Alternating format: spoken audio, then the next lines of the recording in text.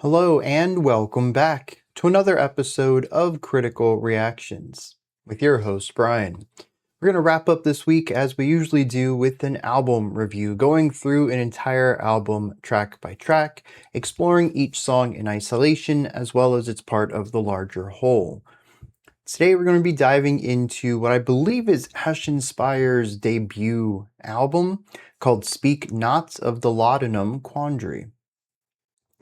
I have heard their follow-up album, Hostile Architecture, and that is still a consistently strong album for me. Definitely top of the top when it comes to music, but it is incredibly heavy emotionally, but also sonically. I do believe they kind of fit within the avant-garde black metal realm. It's certainly noisy metal music though. I'm not sure if I'm in the mood for Ashenspire today, but it's what came up in the list, so it's what I check out next. We have 7 tracks here at just shy of 60 minutes, almost a full hour. Though one of the tracks is only 3 minutes, the rest sit at 7:12 as the shortest and almost 13 at the longest. Almost everything is hovering around that 10-minute mark. So I guess let's just dive in. You can already see this track is one of the they're all long. We're going to kick it off with a longer track though. Let's dive into this and see what Ashenspire is bringing to the table with Restless Giants.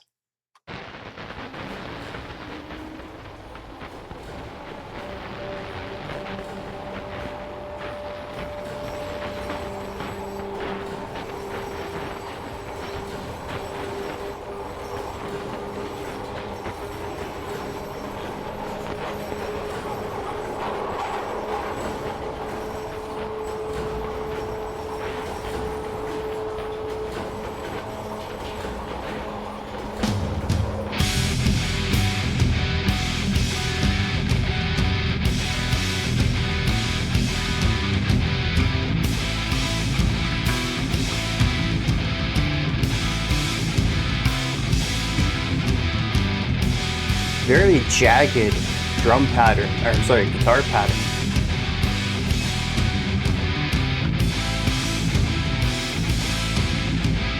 It feels like it's trying to trip the song up as a whole.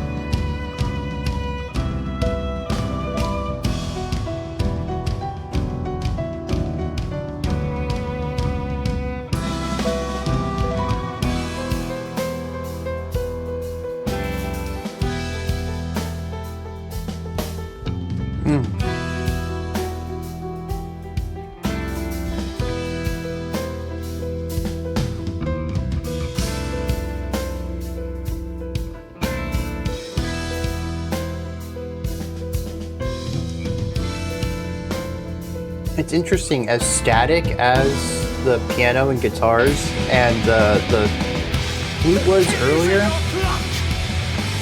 no, violin was earlier, the drums are the most linear in that section.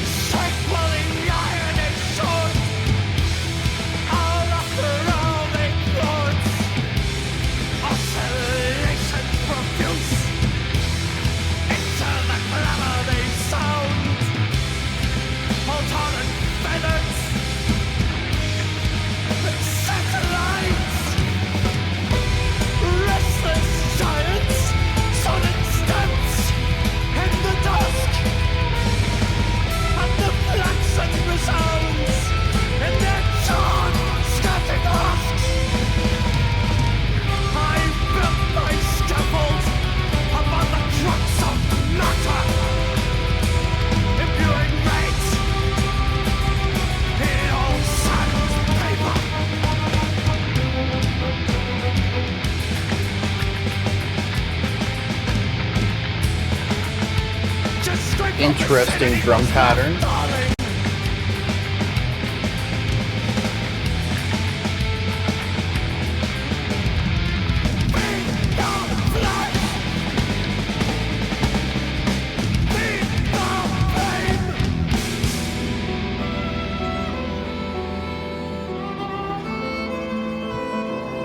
This transition felt a little more natural than the last time we dipped the energy down.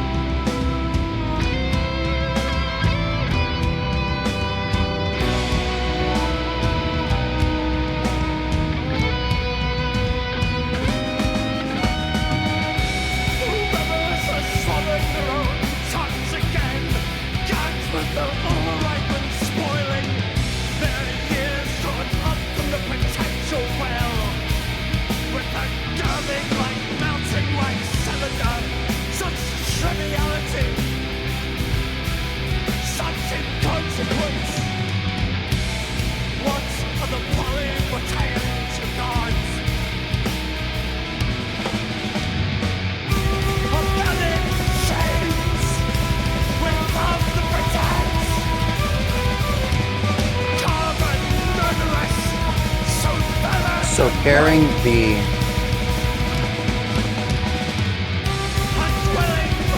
sorrow of the previous lower energy section with the intensity of the previous higher energy section, especially with these drums.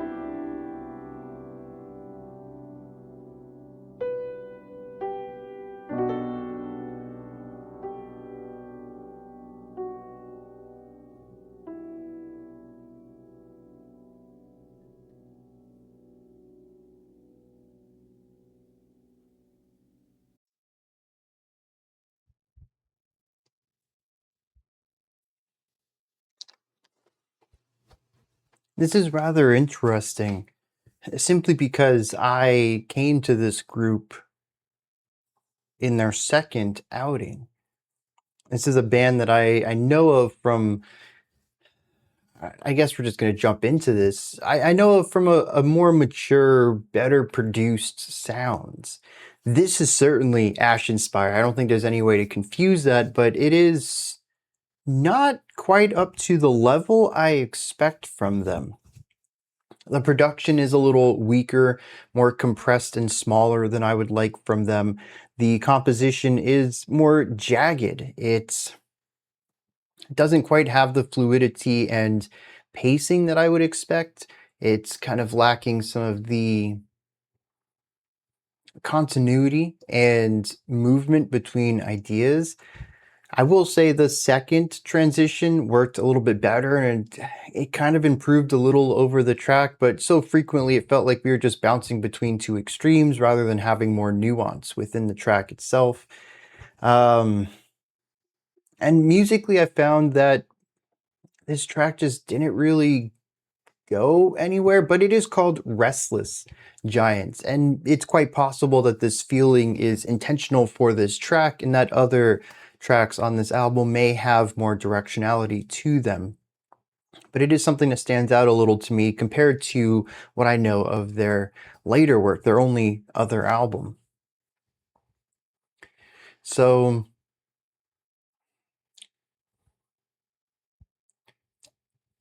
I find this really interesting simply because I think, well, let me rephrase this. I think this is one of the reasons I like to start at the beginning of discographies, even though they're not connected, even though there's not like a narrative thing where it's like jumping into the third book of a trilogy or something like that. Usually bands have fairly disconnected discographies. You can jump in wherever you want and simply just enjoy an album. But I've always been someone who enjoys starting from the beginning, even in things that aren't connected. Because part of it is that there is a story to tell outside of the art itself. It's the journey of the artists. It is a wonderful journey to go on alongside artists from their first work to their last or to their latest, and see how they grew both as people that might inform some of the musical themes, the maturity of writing in it, the lyrical themes, but also how they improve their craft over time. This doesn't always mean that the later works are my favorite, but it's usually that you'll find the earlier works are a bit more raw. Sometimes it's for a benefit, sometimes it's to a detriment. Here, to me personally, I think so far, we still have 50 minutes of music ahead of us, but it's a bit of a detriment. I am missing some of the polish and experience on the composition side that they had over the half decade or so between this album and Hostile Architecture. You can tell that there was a lot of time between these two and that they were just less experienced with this, but it is still absolutely their style of music. Like I said, it's not, it's almost impossible to confuse this with another band. It is still very much them. It isn't like they grew into this sound. So that's kind of cool too, going back to the beginning here and saying, well, yeah, this could easily have been, a B-side on Hostile Architecture. Didn't quite make the cut. It's got some rough edges, but stylistically, it's still that. And I love seeing bands, I love seeing bands evolve too, which is cool. But also, if you find a band that just has like a really distinct sound, to just realize that that's them. They didn't grow into it. They didn't have to build up their chops. Like, this is just who they are from the beginning. They've always been unique. They've always stood out. So I think that's pretty cool. I know none of that really has to do with the music itself, very subjective point of view on things. But I do kind of wish I came to this first, simply because I am just a hair bit underwhelmed. I'm going to try to reset my expectations on this, but I did find quite a few decisions within this track just kind of had me scratching my head like, oh, geez, why'd you do that? In the future, you wouldn't have done that. It's not fair to judge an artist based on what they would do later with more experience under their belt. Anyways, what is this song doing, though? It is one of extremes. We have noise, and then we have delicate harmony. Granted, the noise itself eventually becomes a medium point as we do hit a peak for noise at the end of the track, so it's not quite an extreme, but I do want to focus on the fact that our heavier section or more intense section, and then our less intense or lower energy sections, they are kind of always the same energy consistently throughout this.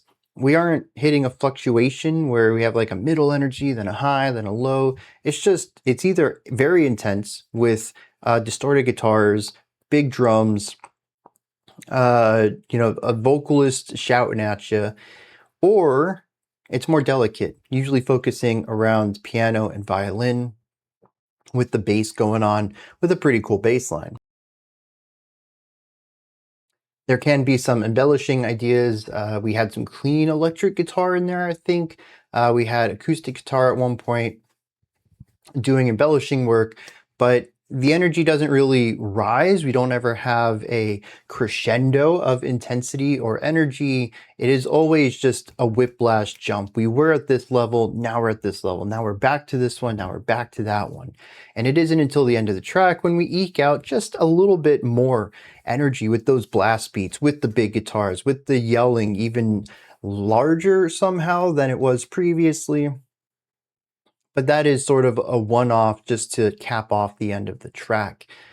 And this pendulum swinging between the two sides is, well, the first one's a bit rough. That was a very wild shift, but I do feel like the second time through was a pretty decent fade out into the lower intensity section, and we did have some nice hinting towards an increased sound, something like an electric guitar fading in underneath the piano that implies, hey, in a bar or two, we're probably going to be in the loud section again. So at least some sort of foreshadowing that helped smooth over slightly those very sharp transitions. But a majority of this track feels very abrupt. A pendulum that doesn't swing between two sides, but simply teleports.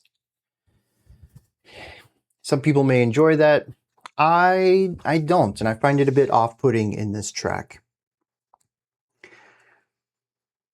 This song also has two modes as far as focused. I was going to call it melody, but honestly in the heavy sections we don't have a lot of melody going on.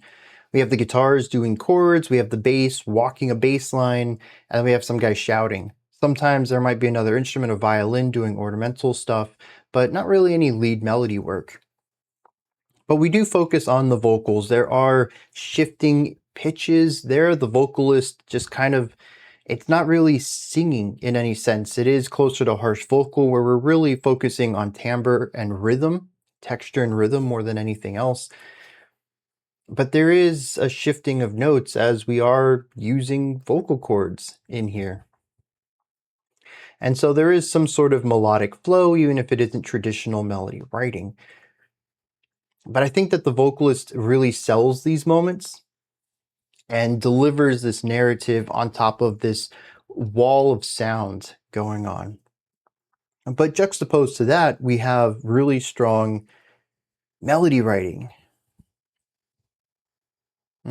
Strong might be the wrong word for it. It is consistent melody writing.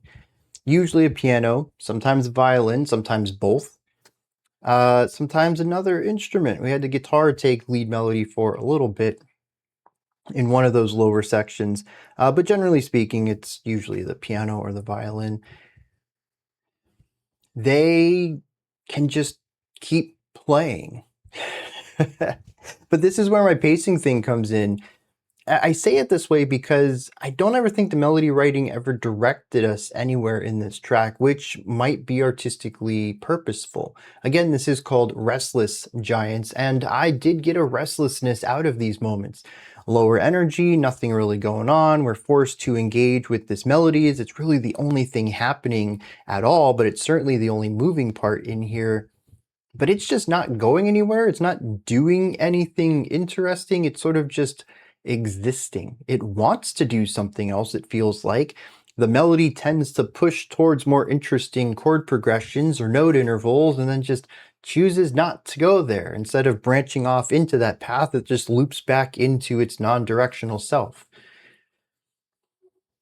And these sections kind of droned on in a way that kind of lost me.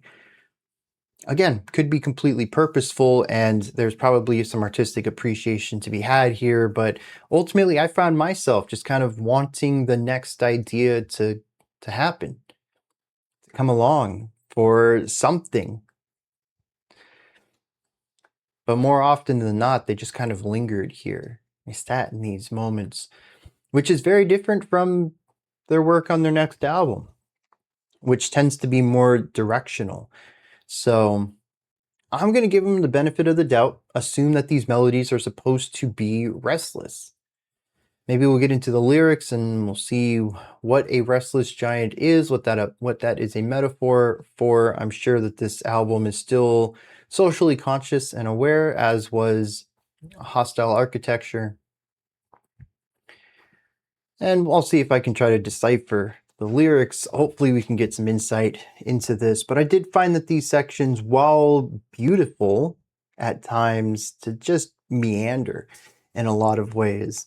A beauty that didn't know where to go, how to evolve into that larger concept. And it just simply was, not in a way of pure existence, but befuddled existence, wanting more, but not knowing how to achieve that.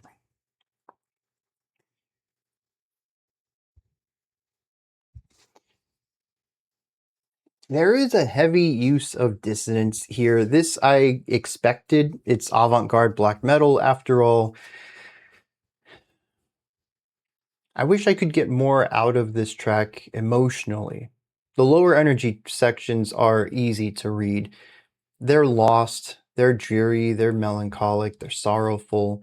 And eventually we did bring that sorrowful violin on top of all of the noise of the heavier section towards the end of the track. So these two worlds did eventually collide.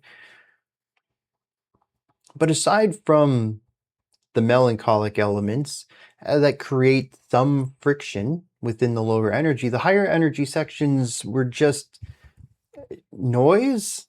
Even at the beginning, when I'd say that it is at its most directed harmonically, the guitars are still just kind of going through some progressions with a lot of dissonance to them. That is embellished by the compression and distortion and overdrive. But it's done in a sweet way.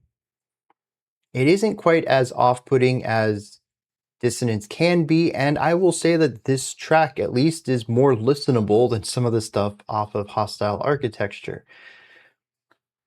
But I don't really get too much of an emotional read off of the heavy sections other than crushing weight of general dissonance, of frictional element between our narrator and their atmosphere. Which is, I mean, that's Ashenspire. So unless they start looking at some really interesting harmonic devices, and if they continue to explore these lighter sections that focus on more traditional harmony, I might have some stuff to say. But if they focus on the noisier components of this track throughout the rest of the album, I don't know that I'll have a lot to add to the harmonic discussion of this album, simply because, you know, they're really good at doing this noise stuff. And that's sort of the purpose of it, to create an atmosphere of filth.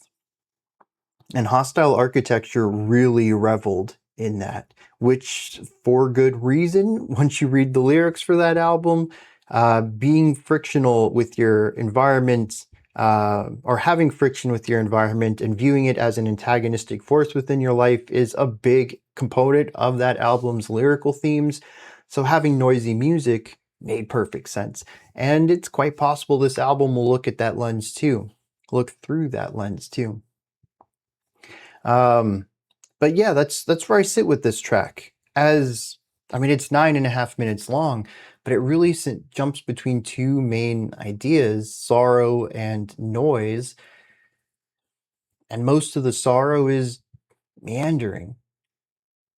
I'm actually surprised I had so much to say on this. What is this, 16-ish minutes?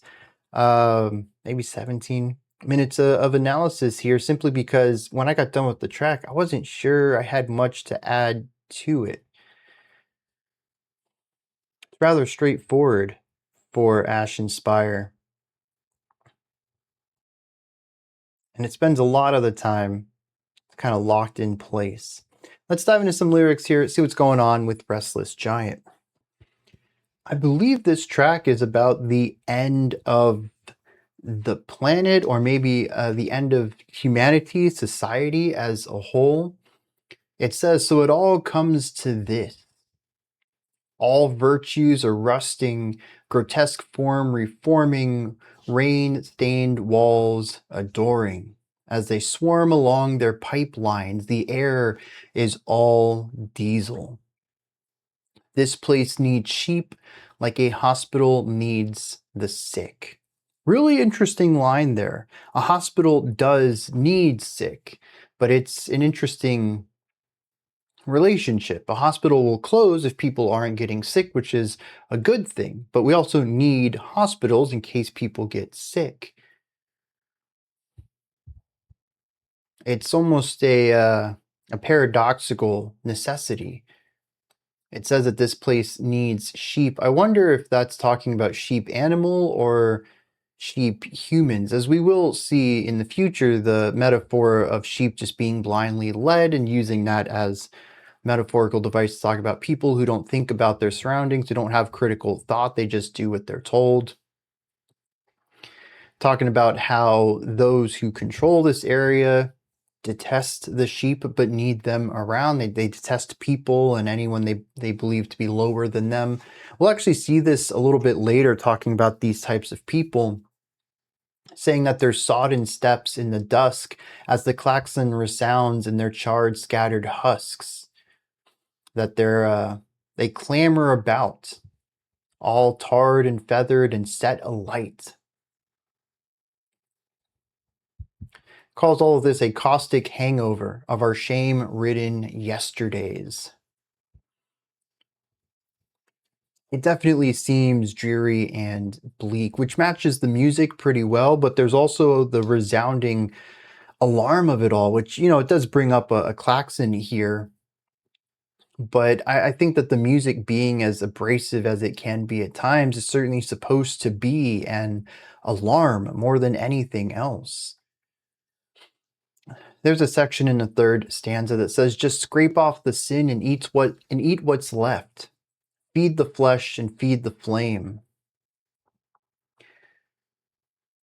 I find this interesting. It's analogous to scraping off the mold from food and eating what's left. It's usually probably not healthy, but it's better than eating the mold straight. And if it's the only thing you have, then you might as well go for it. But if we scrape off the sin of humanity and consume what's left, I don't think they're implying there's much left, and certainly not much that's nutritious. But we need to feed the flesh, and thus we need to feed the flame. At the end, describes all of this as a sad finale, played off key. It's cruel vaudeville, for sure. A farce put towards music.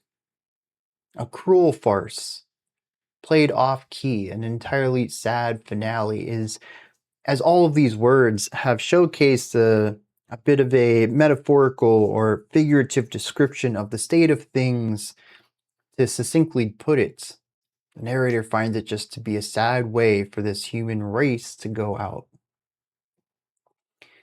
At least that's how I read it. I'm not gonna lie here. There's many lines in here that go completely over my head. Metaphors that I'm not quite understanding, or proper nouns. that even after looking up, I'm still not sure how they fit into this, what their relationship is supposed to be within the sentences. But I think it's impossible to misunderstand the bleak perspective on the end of something here. And what I get out of this is a lot of this is the human experience, particularly the majority, not necessarily all of, but the majority of human experience.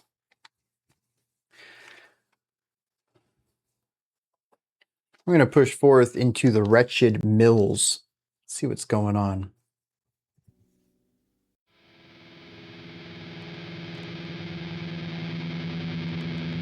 I said, though, at the beginning of this video, I wasn't sure if I was ready to dive into Ashenspire. The lyrics are as heavy and dense as I expect. Not always in the mood for depression, but I suppose I gotta get through this, right?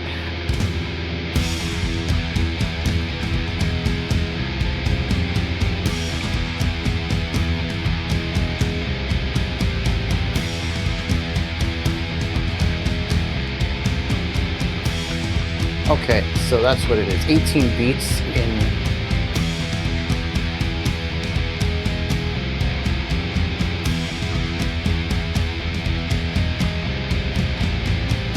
Yeah.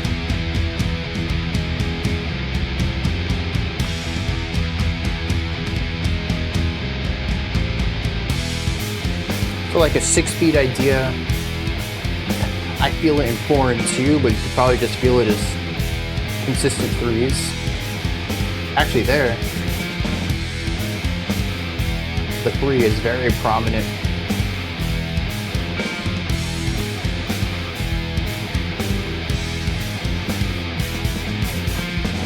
Ooh.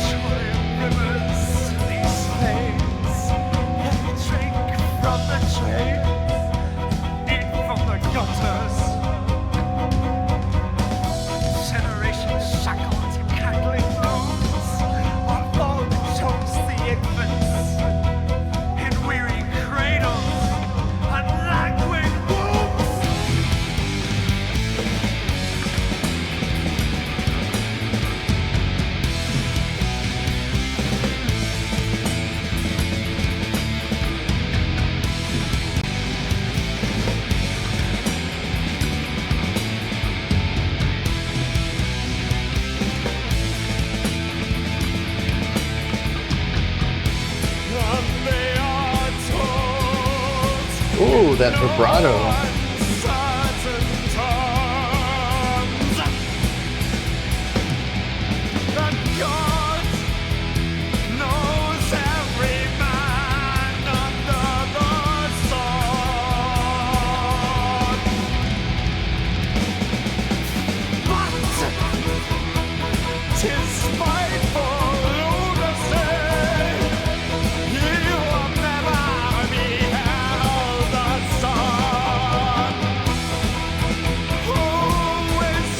There's an interesting polyrhythm in here too.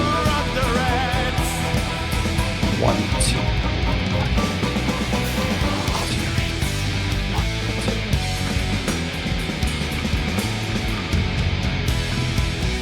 So you can feel it in 3 and 4.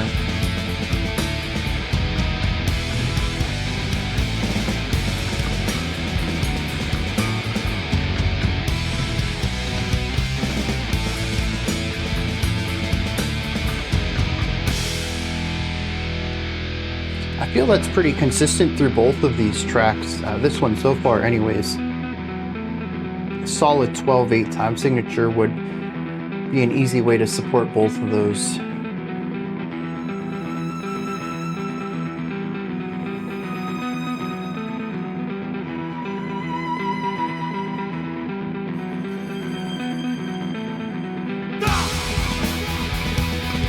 Okay, I'm awake.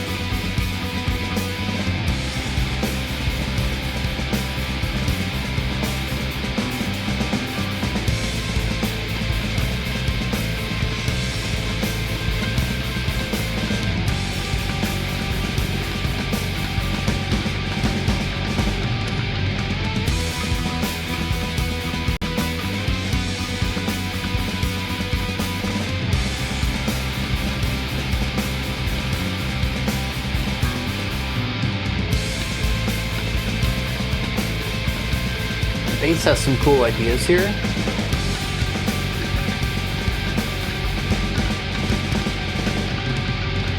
Like the frozen rooftop rips the toes from Creighton's feet, so do the mules of desperate hands of something.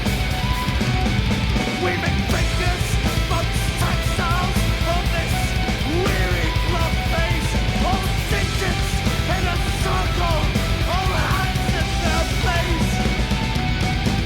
It's been a long walk of these saddened souls, just to be slots on cars. It's an even shaped hole, right down and down like a tape on the guts, the shiftiest of paradigms, sandstone and white noise. But these mainsprings rust, there's lots to be thrown in, but it's a watch-our-eyes painfully shuffle, starved and sunken, for as long as it keeps productivity on the rise, they'll do their utmost to grind down your particle size. Score by score, scar by scar, 7 bales for 7 eagles of the night. Sold short, the clearing sail, the golden years. All spines are spires now, all blue-shaded and gifted with their own cubic meter of breathing space.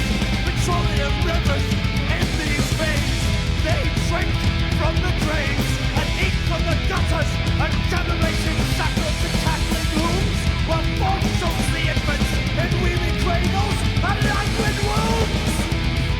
All peers appearing your sunlight on walnuts, barrel chested and salt invested, gilded limpets on family trees, out for the live, but nuts all at sea. Sulphur oil wept from betwixt charcoal lips, not but lubricant for concrete lungs, and it'll take more than a golden city's glister to convince me that it's more than just glass and paint and well-placed mirrors.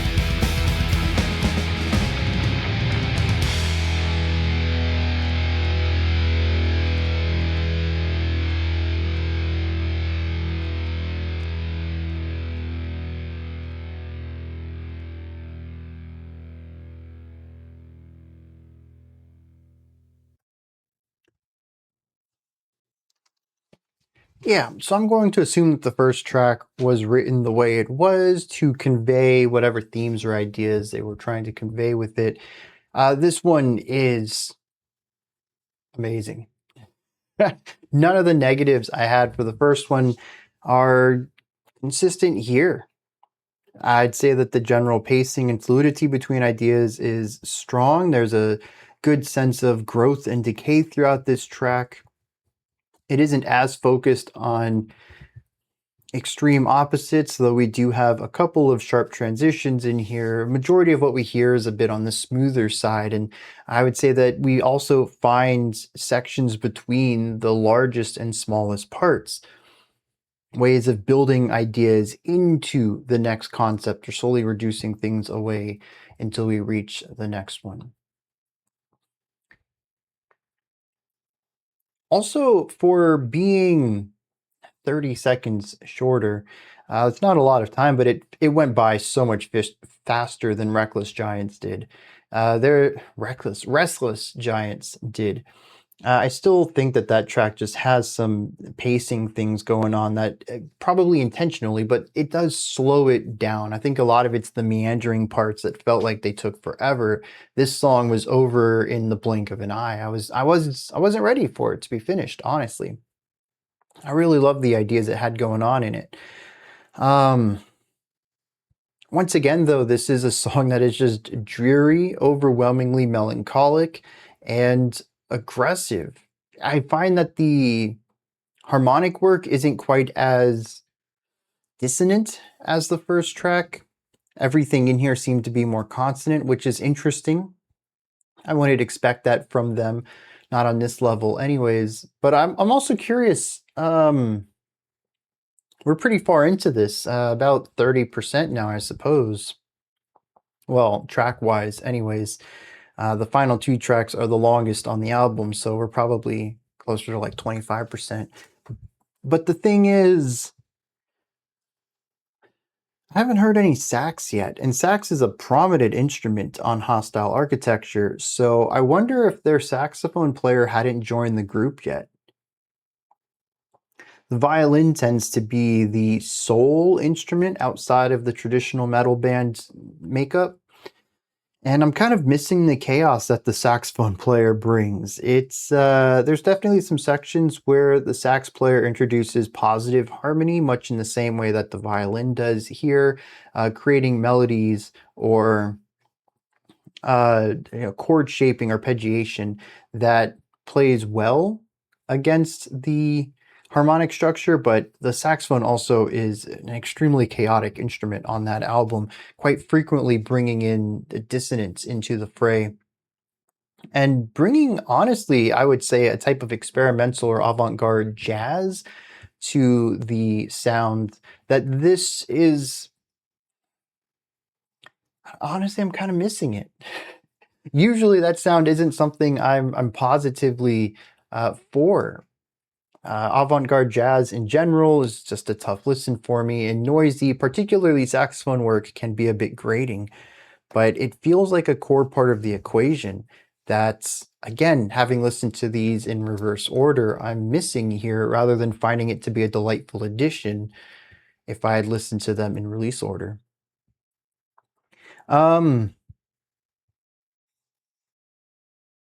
The vocals. This is going to be just something across the board. I may never bring it back up because I assume it's going to be a consistent feat on this on this album, just as it is on Hostile Architecture. It's incredibly expressive. You can feel so much about what the vocalist is trying to convey through what would you call it? It's not like musical concepts. It would be what I would describe as body language, but it's sonic. It's the delivery and articulation and the different facets of the voice that's used to say these words. But it's all there, man. There's the anger, there's the discontent, there's the dread, there's the sorrow and the defeat, the feeling of being exhausted or physically extinguished that we heard in this. There was a spoken word part that didn't have the typical force behind it. It was just kind of like out of breath, just really tired. There's a lethargy to it. And it's just, you can feel everything. And there's nothing positive about it. I don't expect there to be anything positive about it. The vocals here are angry at things. They're upset about things. They're coming from someone who has lived through this for too long and doesn't see an end to it. The cycle just perpetuates and in their eyes gets worse every cycle. And you can just feel that. I don't even need to hear the words. I don't even need to know what words they are. They could be in a totally different language. I feel it in the vocal delivery. It is incredibly expressive. And I'm fairly confident that it is the thing that had me stick around with this album when I checked out Law of Asbestos, the first track on Hostile Architecture. Because there's no way the music had me stick around. I don't remember what my first listen was to that album, but the music wasn't the thing that had me saying, oh man, I want more of this. It had to have been the vocals. And it is that incredibly theatric performative style that's always going to grab me. There's also a strong clarity to his voice that I appreciate in any type of harsher vocals. So yeah, like I said, it's going to be a consistent thing. I may not bring it up for every song, but you can be sure that it should be a topic in every single analysis segment. I just don't feel like repeating myself for the next 2 hours of this video at the end of every track. Dude, those vocals. But yeah, 2 tracks in, I love this vocalist, dude. I'm sold on him. He could do anything, and I'd be like, I gotta check that project out. Simply because he's tied to it. Now, the drum work on the first track kind of threw me for a loop. It was wild. In a section where I had pointed out that the violin and piano had shifted towards these ostinatos, these repeated loops, it was the drummer who was linearly developing this drum pattern. I don't think the drum pattern was consistently solid. And I don't mean just for that section. The melodic drumming, the linear drumming was fairly consistent on the first track. Some sections were inspired and others were experimental, to be kind. I wouldn't say that they were rhythmically strong and that they were supporting the song. And at times it felt like the drummer was trying to break the song apart. But I do enjoy the melodic drumming. And we saw more of it here, but much like some of the other elements I talked about, that this track simply did more up to my taste. I think the drums are also something that the harsh edges got shaved down a little bit, softened it up, and allowed them to still be melodic throughout a majority of this track, but never disruptive. And I'm a big fan of listening to the drum parts in both of these tracks. I feel like they are a force that continues to push these songs forward. And that's an interesting thing to say, given how much of the melodic writing pushes this forward, how much the vocal delivery pushes this song forward. There's barely any section in here where I think to myself, they're really trying to slow things down. Track 1 has some of that, sure, with the meandering solos, but not this one. But it's the drums in particular that stand out to me as a lead instrument in this momentum. And I'm always happy to key in, hey, what are the drums doing right now? That's a pretty slick pattern right there. I don't think we had as many linear drum ideas, but it's still melodic drumming. And I find that some of their patterns are just really great to listen to. Not necessarily something I would describe as groovy. I don't think there's too much in here that just makes me want to, start heavily nodding my head. But both of these tracks, particularly because some of the drum patterns are so fluid rather than, a very static, just like, bass kick snare, something that's locked in and rigid there, but they're very fluid. A lot of movements around the kit in fun ways. But also because of the consistent 3 pulse that can be felt throughout here, my body language for a lot of this is swaying. So much of these songs just feel like you should be swaying to them. And this kind of leads us a little bit into time signature, which I'm not going to stay on too long because I don't have a thematic read on it. It's just an observation here. Both of these tracks are easily countable in both 3 and 4. However you feel this track is accurate. I think they do a great job of embodying both pulses, and through that lens, I would probably write this track in particular, maybe not necessarily Restless Giants, which I might shift between a 4/4 and a 3/4 time signature. This one I would consistently write in a 12/8, which just does a great job of embodying that dual 4 and 3 idea within one time signature, so that it's both legible while easily understood, that both of these pulses are dominant within the feeling of the song itself. Now, the instrumentation on this one lends itself well to a lot of the same vibes we had on the first one. There's sorrow, it's dreary, it's doomy. Doom might be the wrong word, but we'll rhyme it with gloom. I think that's a good description for this track. But probably this album as a whole, it's less noisy than Hostile Architecture, but it certainly leans into this dreary atmosphere. There is dark clouds, constant rain, and sometimes even fog that just dominates this track. And a lot of that comes from the chord progressions of the guitars, the piano, the melodies on the piano, and the violins. But it also comes from the bass. The bass is constantly moving. Now, sometimes that movement is interesting rhythmic devices on a pedal tone, but very rarely do we hear just pedal tone. Usually there'll be like a passing lick, maybe 4 or 5 notes to help us move to the next pedal tone. There are places in here where the bass also does general arpeggiation, and I think I heard 2 melodies. I wouldn't call them lead melodies, but more melodic ostinatos or melodic riffs, if you want to use the rock term there. The bass is doing a lot of work, but I do find it to be just a little bit too muddy and lost in the mix. It's easy to just, for me anyways, to hear just this low end rumble in the track and not really have too much definition to it. But I'm going to chalk that up to first time album stuff.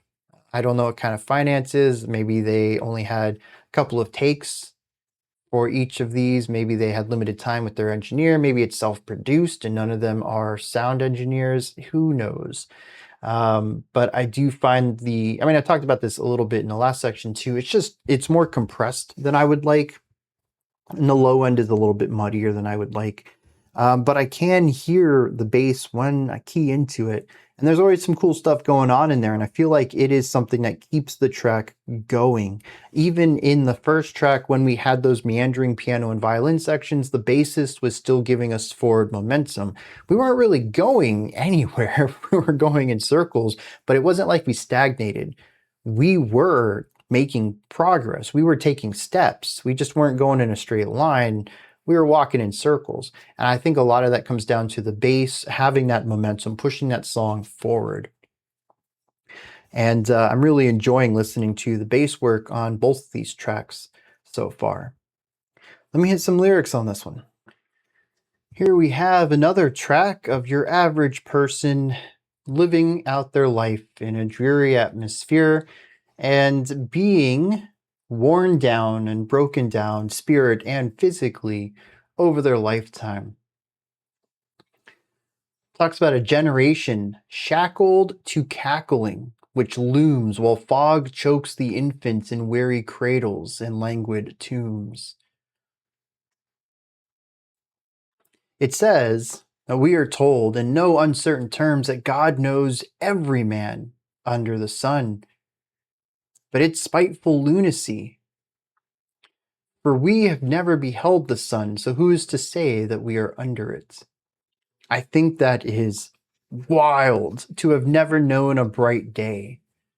Figuratively speaking, sure, but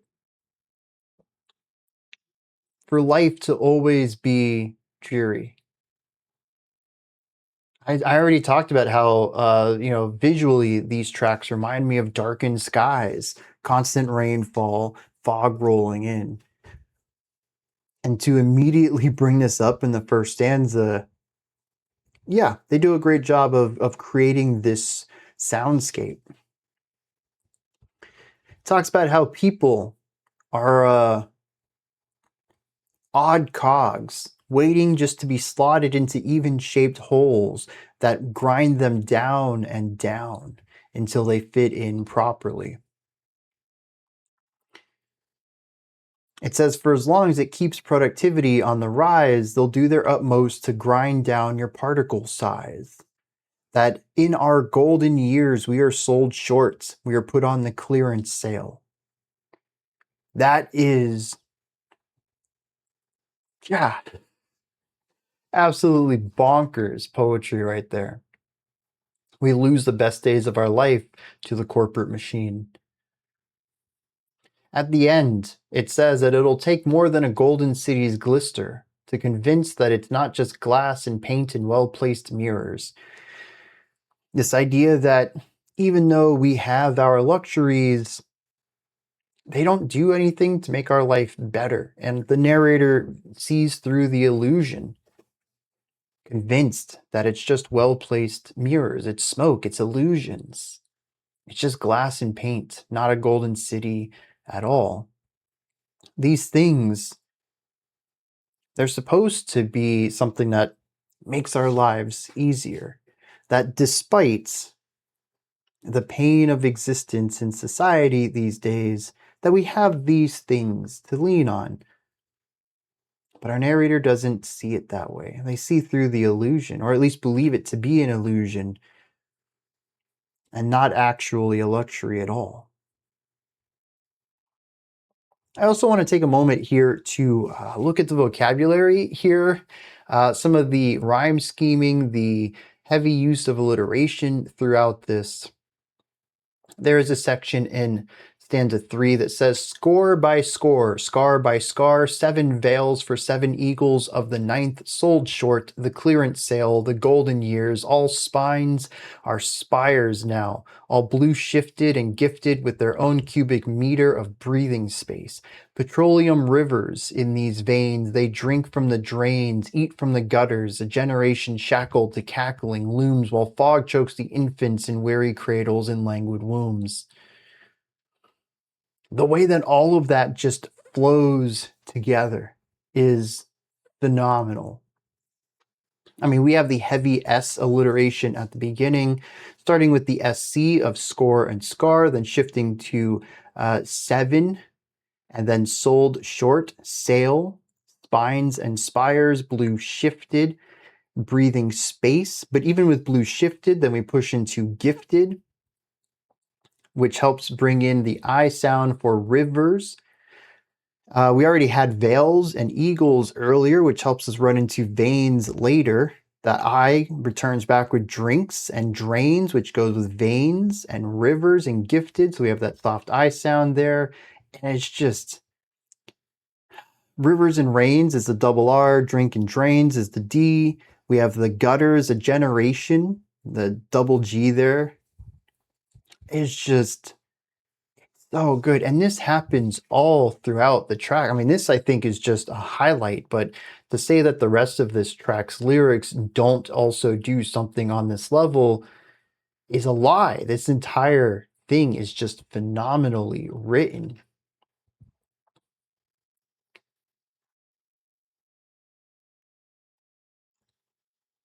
Phenomenal. That's the word for it. Next up is Mariners at the Perdition's Lighthouse.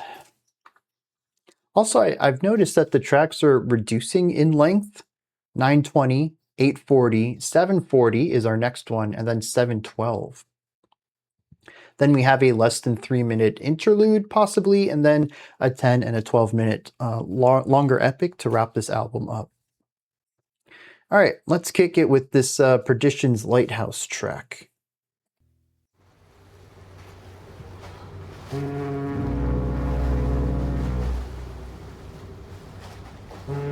All right, we have waves and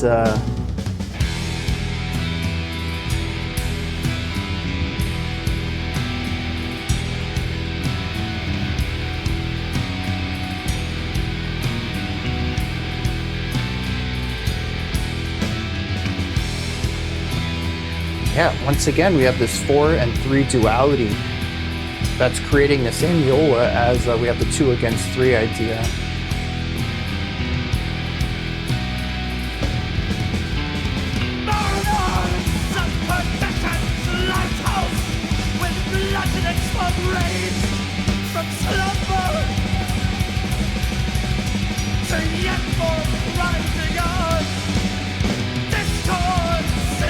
tell me this doesn't sound like some sort of alarm.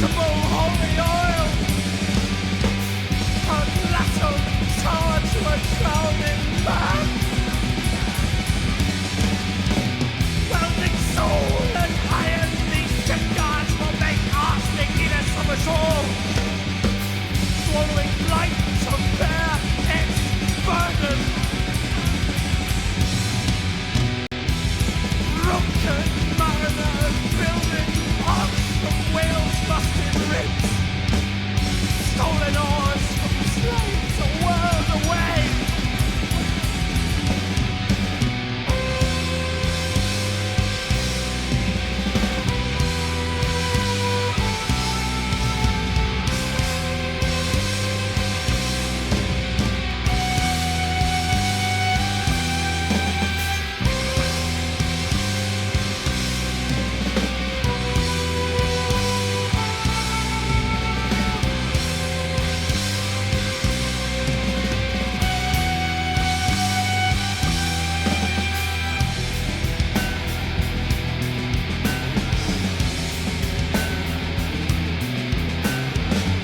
Alright. Sounds like the clashing of metal, maybe some sort of metal work. Definitely industrial. But it sounds like a hammer coming down.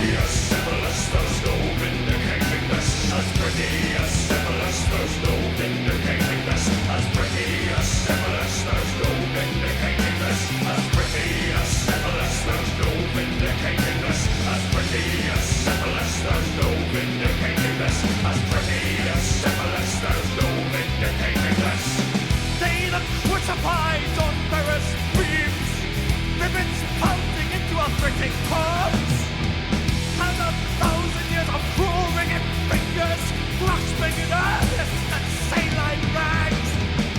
Whole morning stars singing dissonance to lightning coils at the beacon's head. As infants to scale the peaks of records, to scrape the last bits of life, the begging for dregs of flesh that cling to bones cast off from Zion. Oh, morning stars singing dissonance on first for an onerous dawn. An aria in an oppressive key, a total begging in that solid void.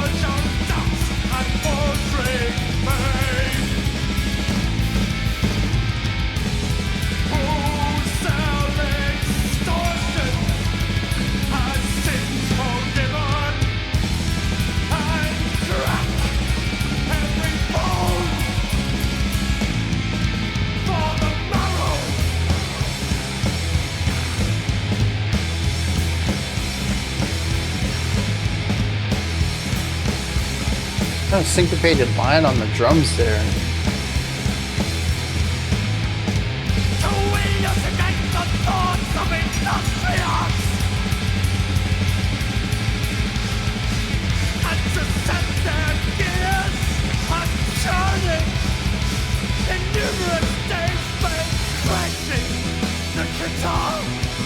From the larynx of the Clyde, the strings of its voice box might have feasted by his hair.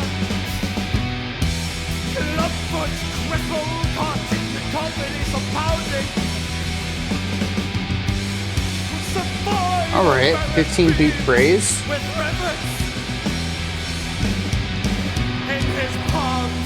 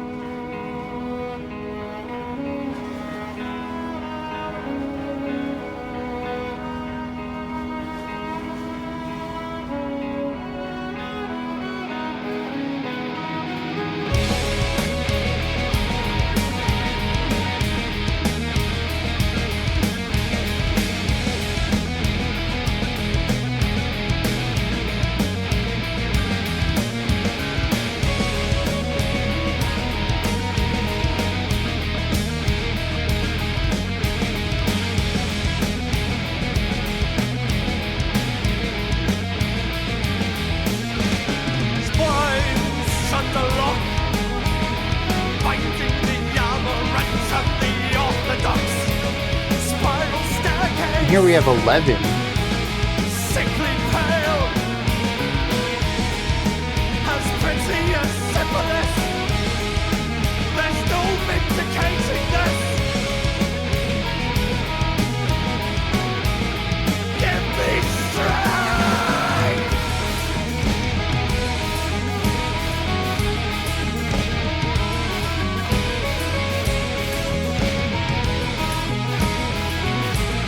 Give me strength.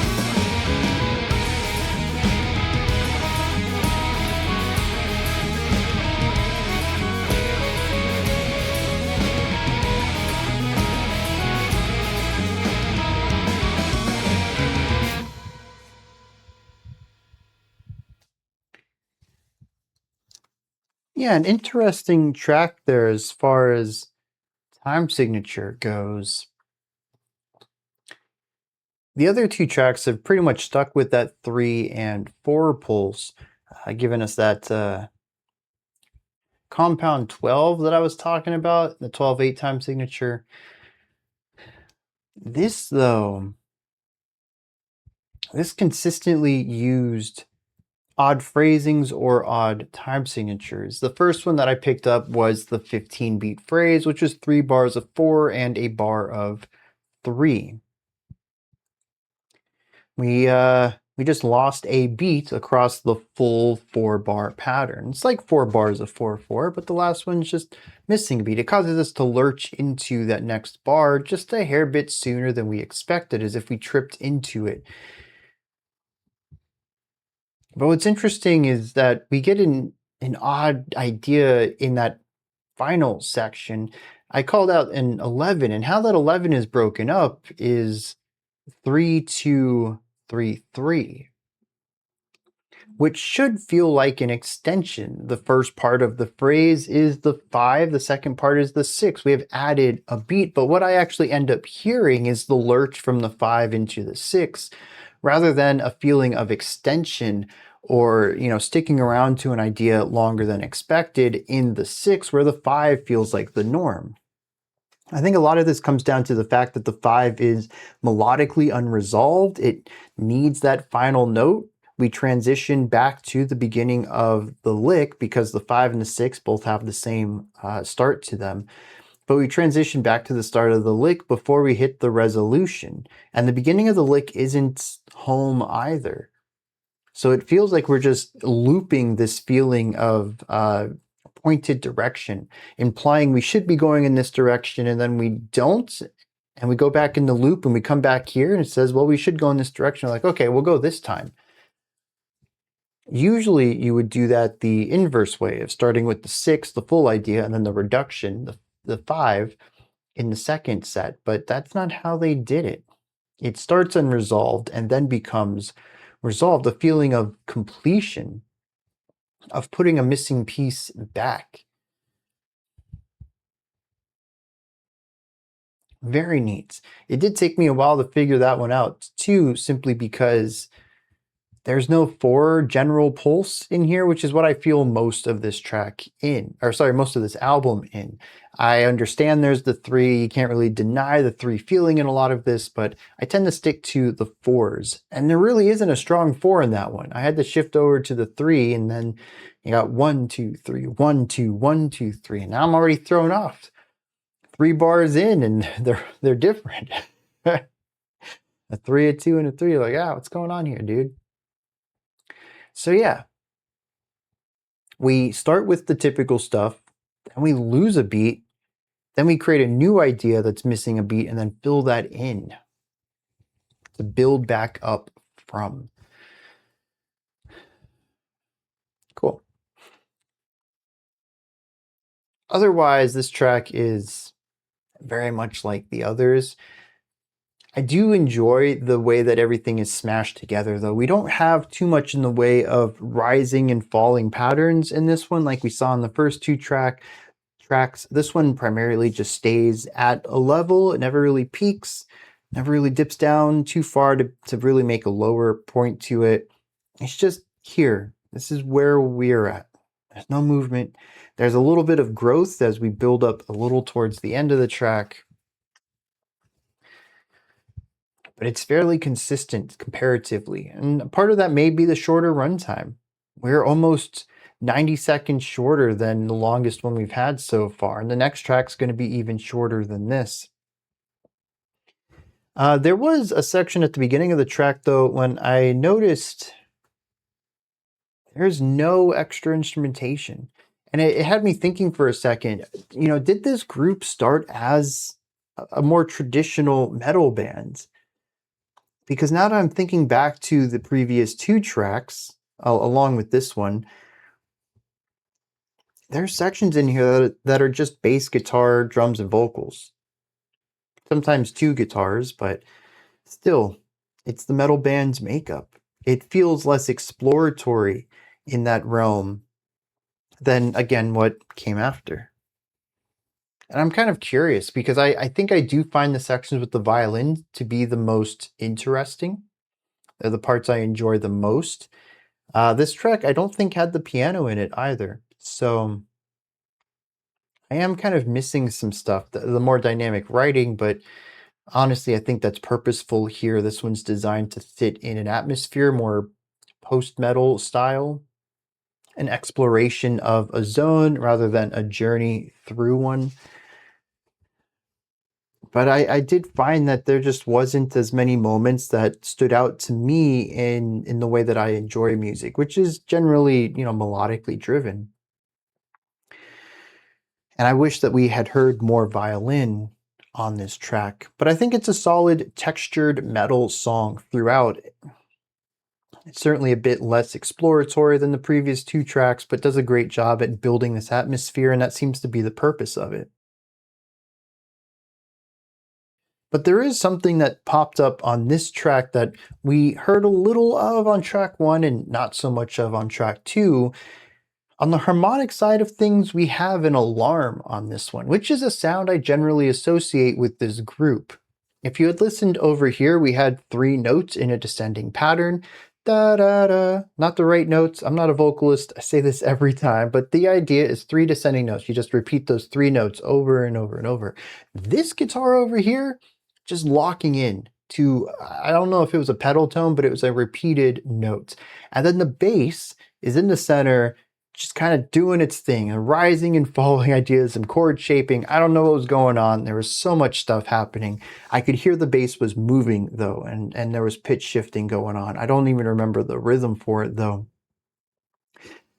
They're creating a triad of notes here. At any given moment, there are 3 notes being played.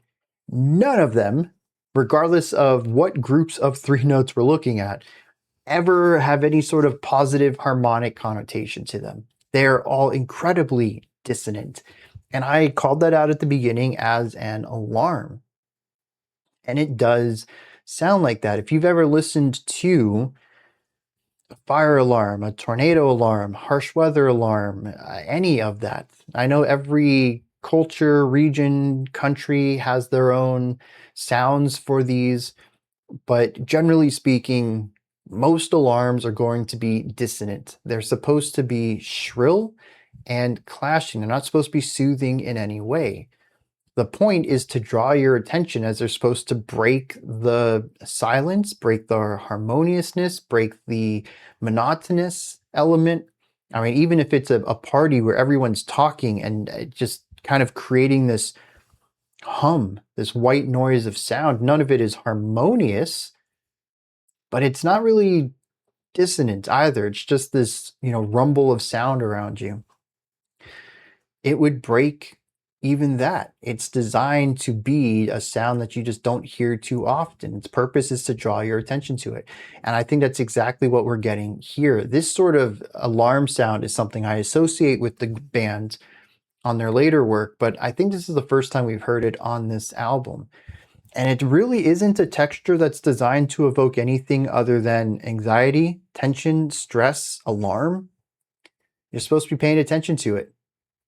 And a majority of this track within the rock band, the metal band, is focused around that idea. We do have a sadness come in on the violin a couple of times here, but that's about it. This one's more straightforward than some of the other tracks. that we've heard so far. I also want to give a shout out to the vocalist. Those vocal cracks in the first stanza were wild, and I absolutely loved them. It feels distressed in a way the music is certainly alluding towards. So that just thematically synced up really well. Let's hit some lyrics. This track is about the hard work that people put into building massive steel ships by hand.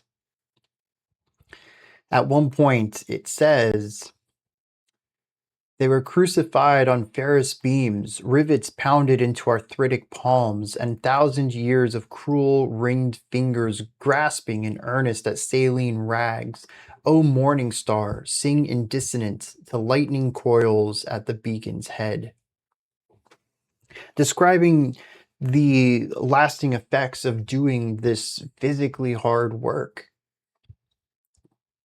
but also alluding to, not quite stating as directly as that, but alluding to the fact that these people never really got paid in a way that reflected the types of lasting damage they did to their body.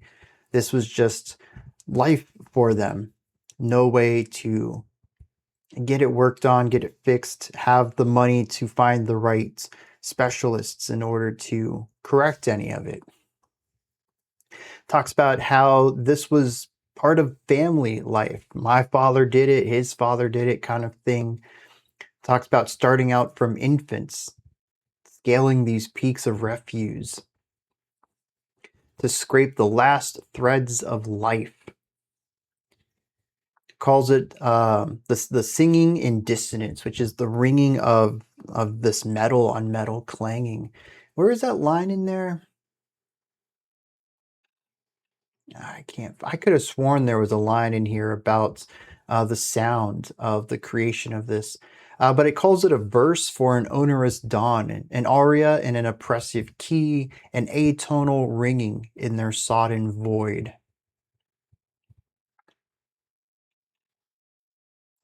That's pretty much what this track is all about. It's pretty focused on this.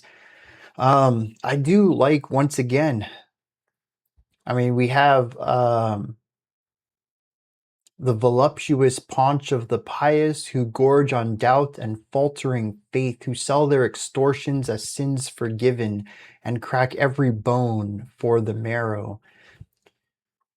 One, it just talks about these people being controlled and manipulated, told one thing but end up living another. That the people who were selling them on all of this didn't have their best interests in mind, but were also actively working against them, cracking every bone for the marrow, trying to get as much as they can out of these people, regardless of the damage done. But we also have this section in the penultimate stanza that says, clubfoot cripple caught in cacophonies, a pounding crucified on ferrous beams with rivets in his palm. The idea of being crucified on ferrous beams, and instead of nails in the hand, it's rivets, is it's quite an image. Quite an image indeed. All right. Next up, we have our shortest track on the album at 7 minutes long, Grievous Bodily Harmonies. Let's dive in.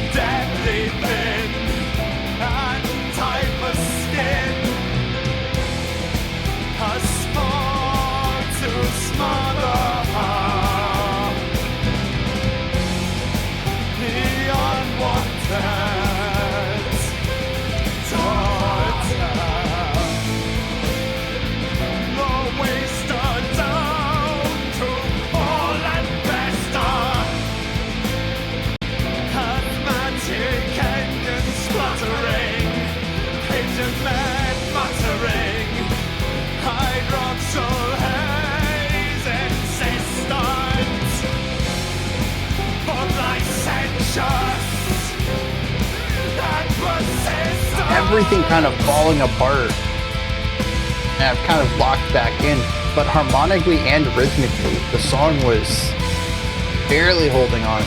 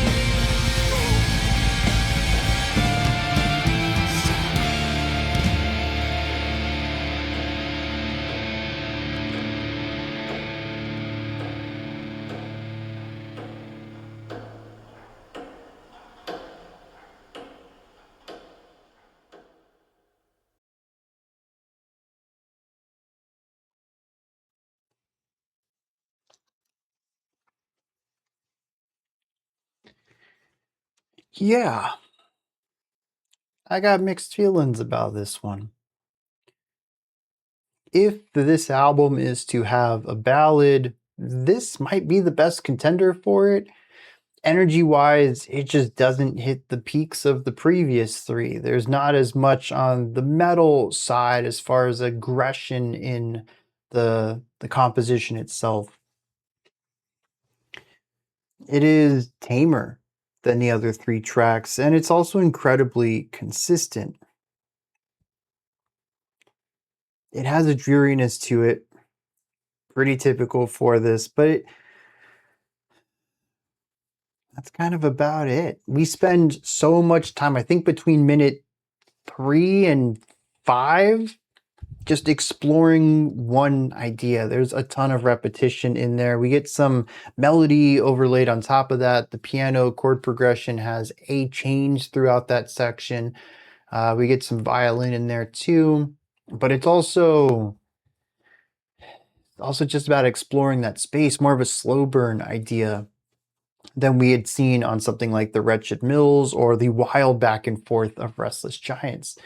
And through that lens, I found that it's something that's probably best listened to casually. I don't think there is as much to dive into here on a technical level to really understand this. This is something that is very emotional, very atmospheric. You got to feel it. And I certainly started to feel it towards the end of the track. If there is some sort of peak to this song, it's this point, but it's not so much the musical peak. I don't think that layers or volume or harmonic intensity have really hit a new high here. I think it's rather consistent with the rest of the track. It's the vocal delivery that has really spiked, though. The only thing I really understood was the vocalist was saying stop. I don't know what they wanted to stop. I don't know what the problem was. I wasn't really paying too much attention to the lyrics previously, but they wanted something to stop, and they were both quite adamant and stressed out about this. The vocal cracks in there kind of lended it well to a quasi-depressive black metal harsh vocal style, but it also felt very raw and natural too, not something practiced and rehearsed, but just allowing the vocal to do whatever as this person embodied this emotion of somebody in fear and sorrow, overcome by everything, just wanting this to stop. It would not surprise me if someone told me, hey, a little behind the scenes fun fact here, the vocalist didn't practice any of that. He just knew he was going to say stop, and he let his body do whatever, and it was a first take, nailed it kind of thing. Like, that's what it feels like to me. It's not technically perfect, but it does portray the feeling of this really well. To just be completely pushed to your ends, your limits, and then tipped over that, and just wanting things to slow down, for it to stop, to have a moment to breathe.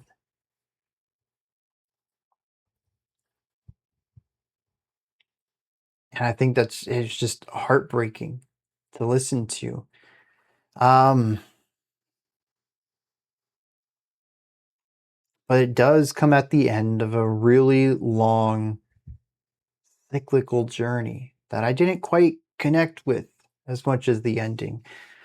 So that's why I said I kind of have mixed feelings about this. I really liked the finale, but I don't think that it justified the journey, and I didn't find much within the journey itself to really enjoy. But again, I came at it critically. I'm listening to it intently rather than feeling it.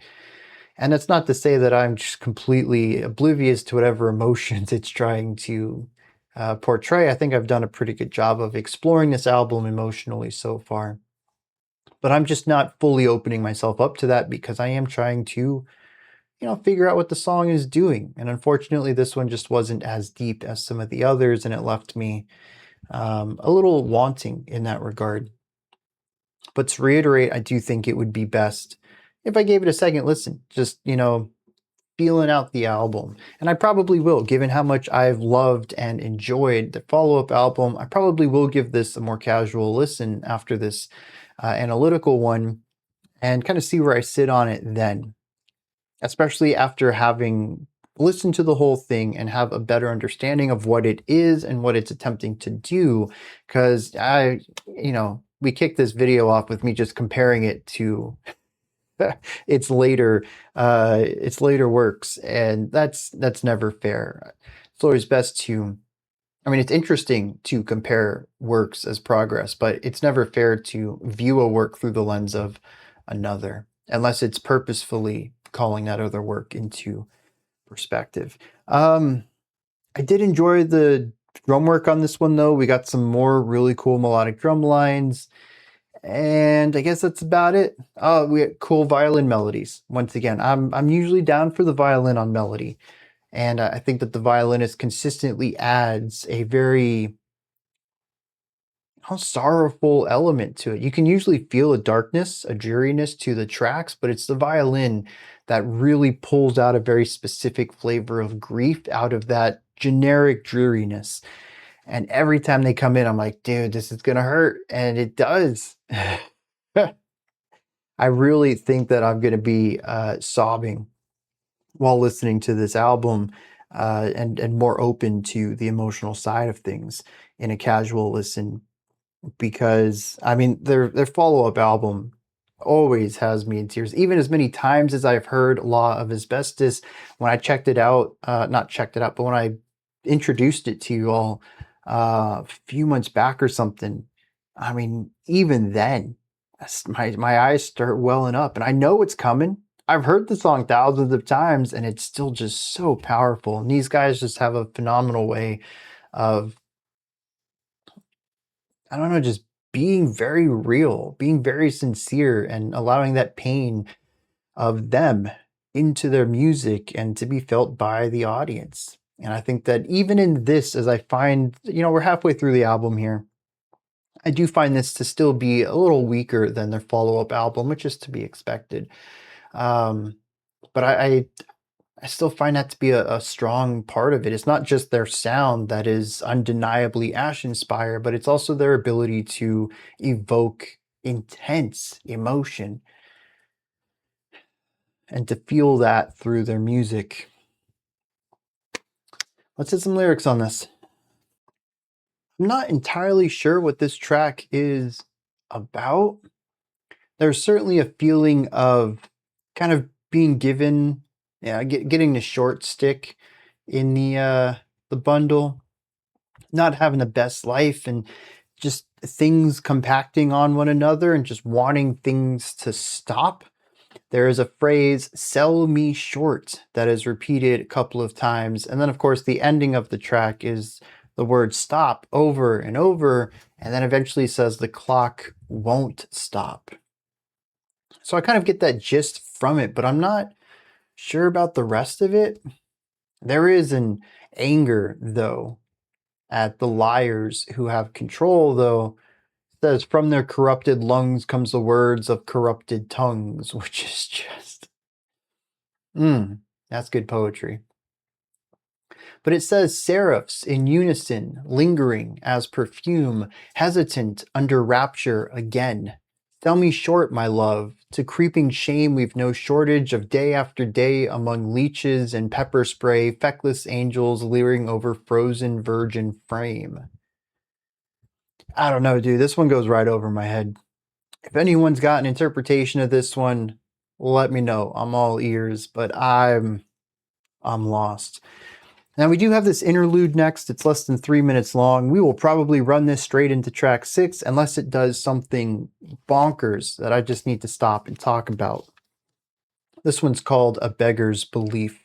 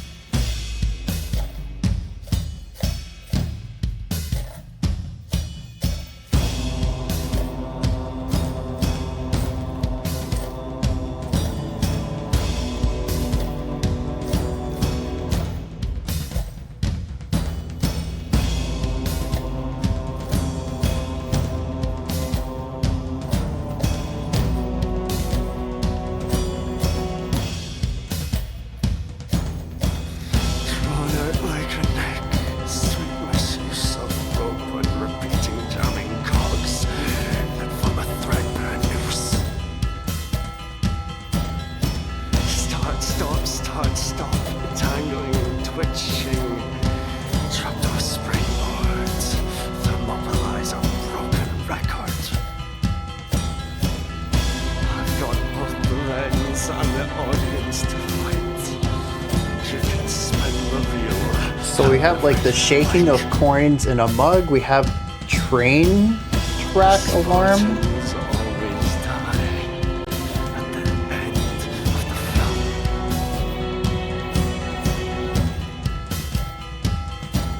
Maybe not. Maybe this is just vertical chimes. Discordant claxons, screaming bloody murder. Beggar's belief. But believe me, I barely even scratched the surface.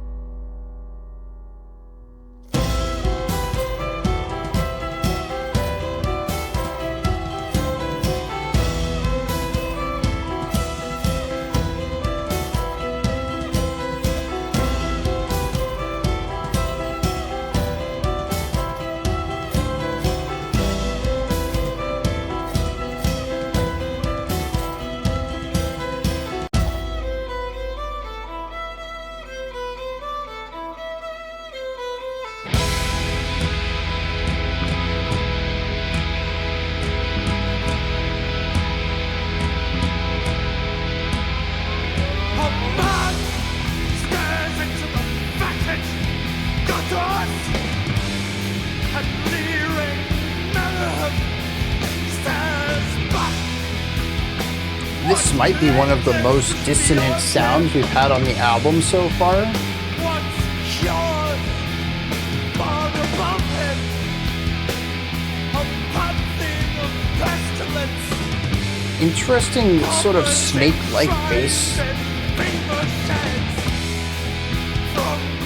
I think it's those little slides that make it feel sneaky. As lonely tracks of noxious seeds to sow, a consecration of inflammation from callous soil did grow.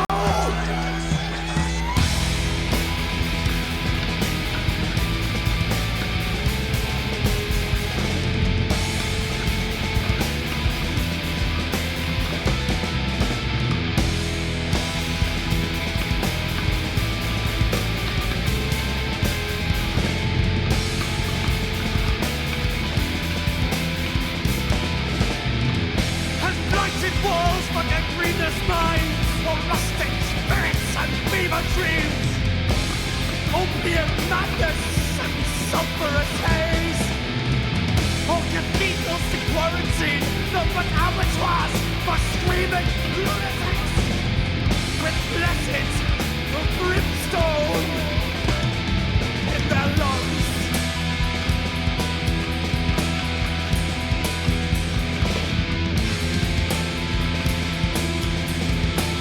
Completely new rhythmic pattern, but also a tiny kickstart to the tempo as well.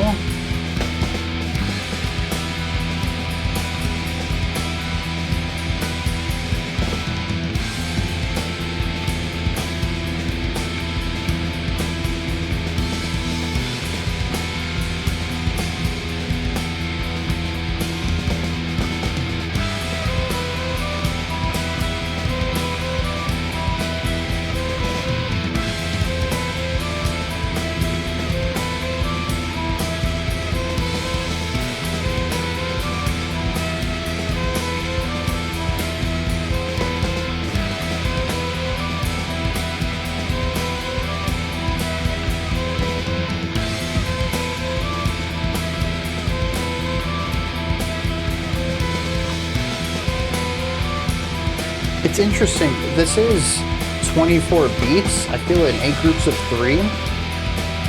but the accent places for the violin is so different from the bass, it's different from the guitars.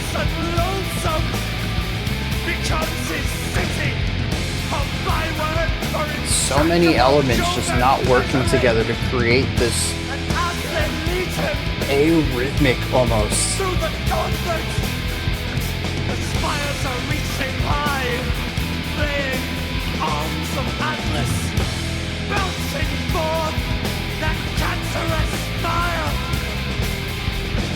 Harmonies soars, we enter these gaping mouths, the gaping mouths of starving child, gutter dweller.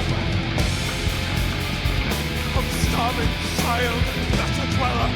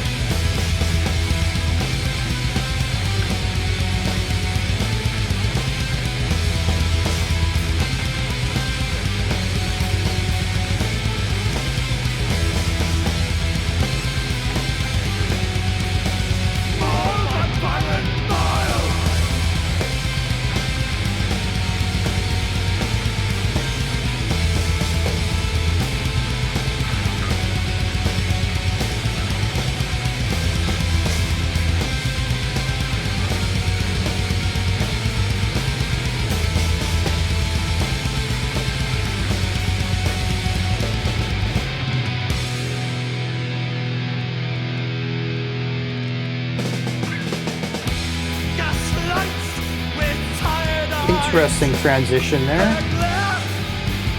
As perdition's outer circles rest upon him, the conspirator. Machinations with nerve, yet are his melodies to be counted amongst his mother, his place amongst his blessings. His skin rots and falls from his bones.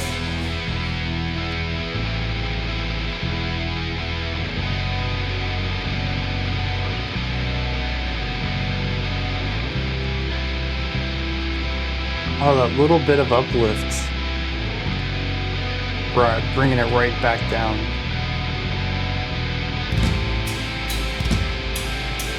Ooh, wild polyrhythm.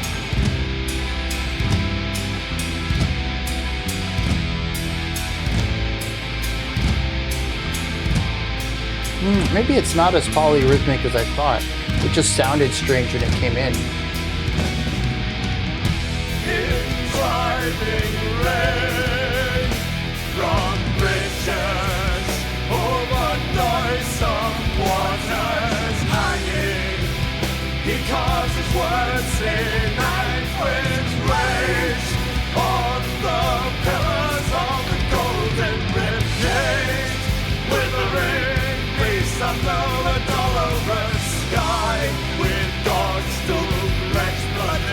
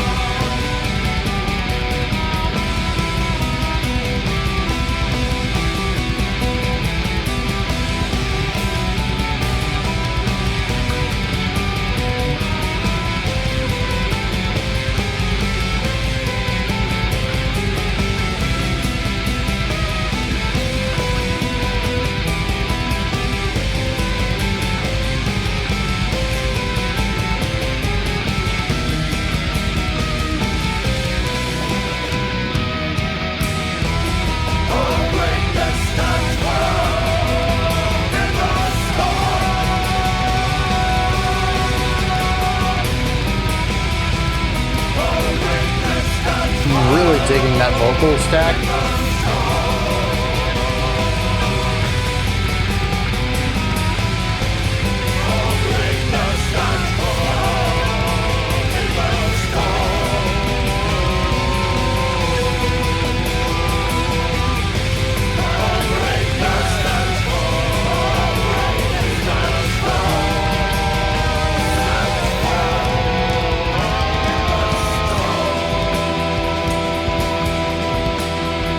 Small tempo drop.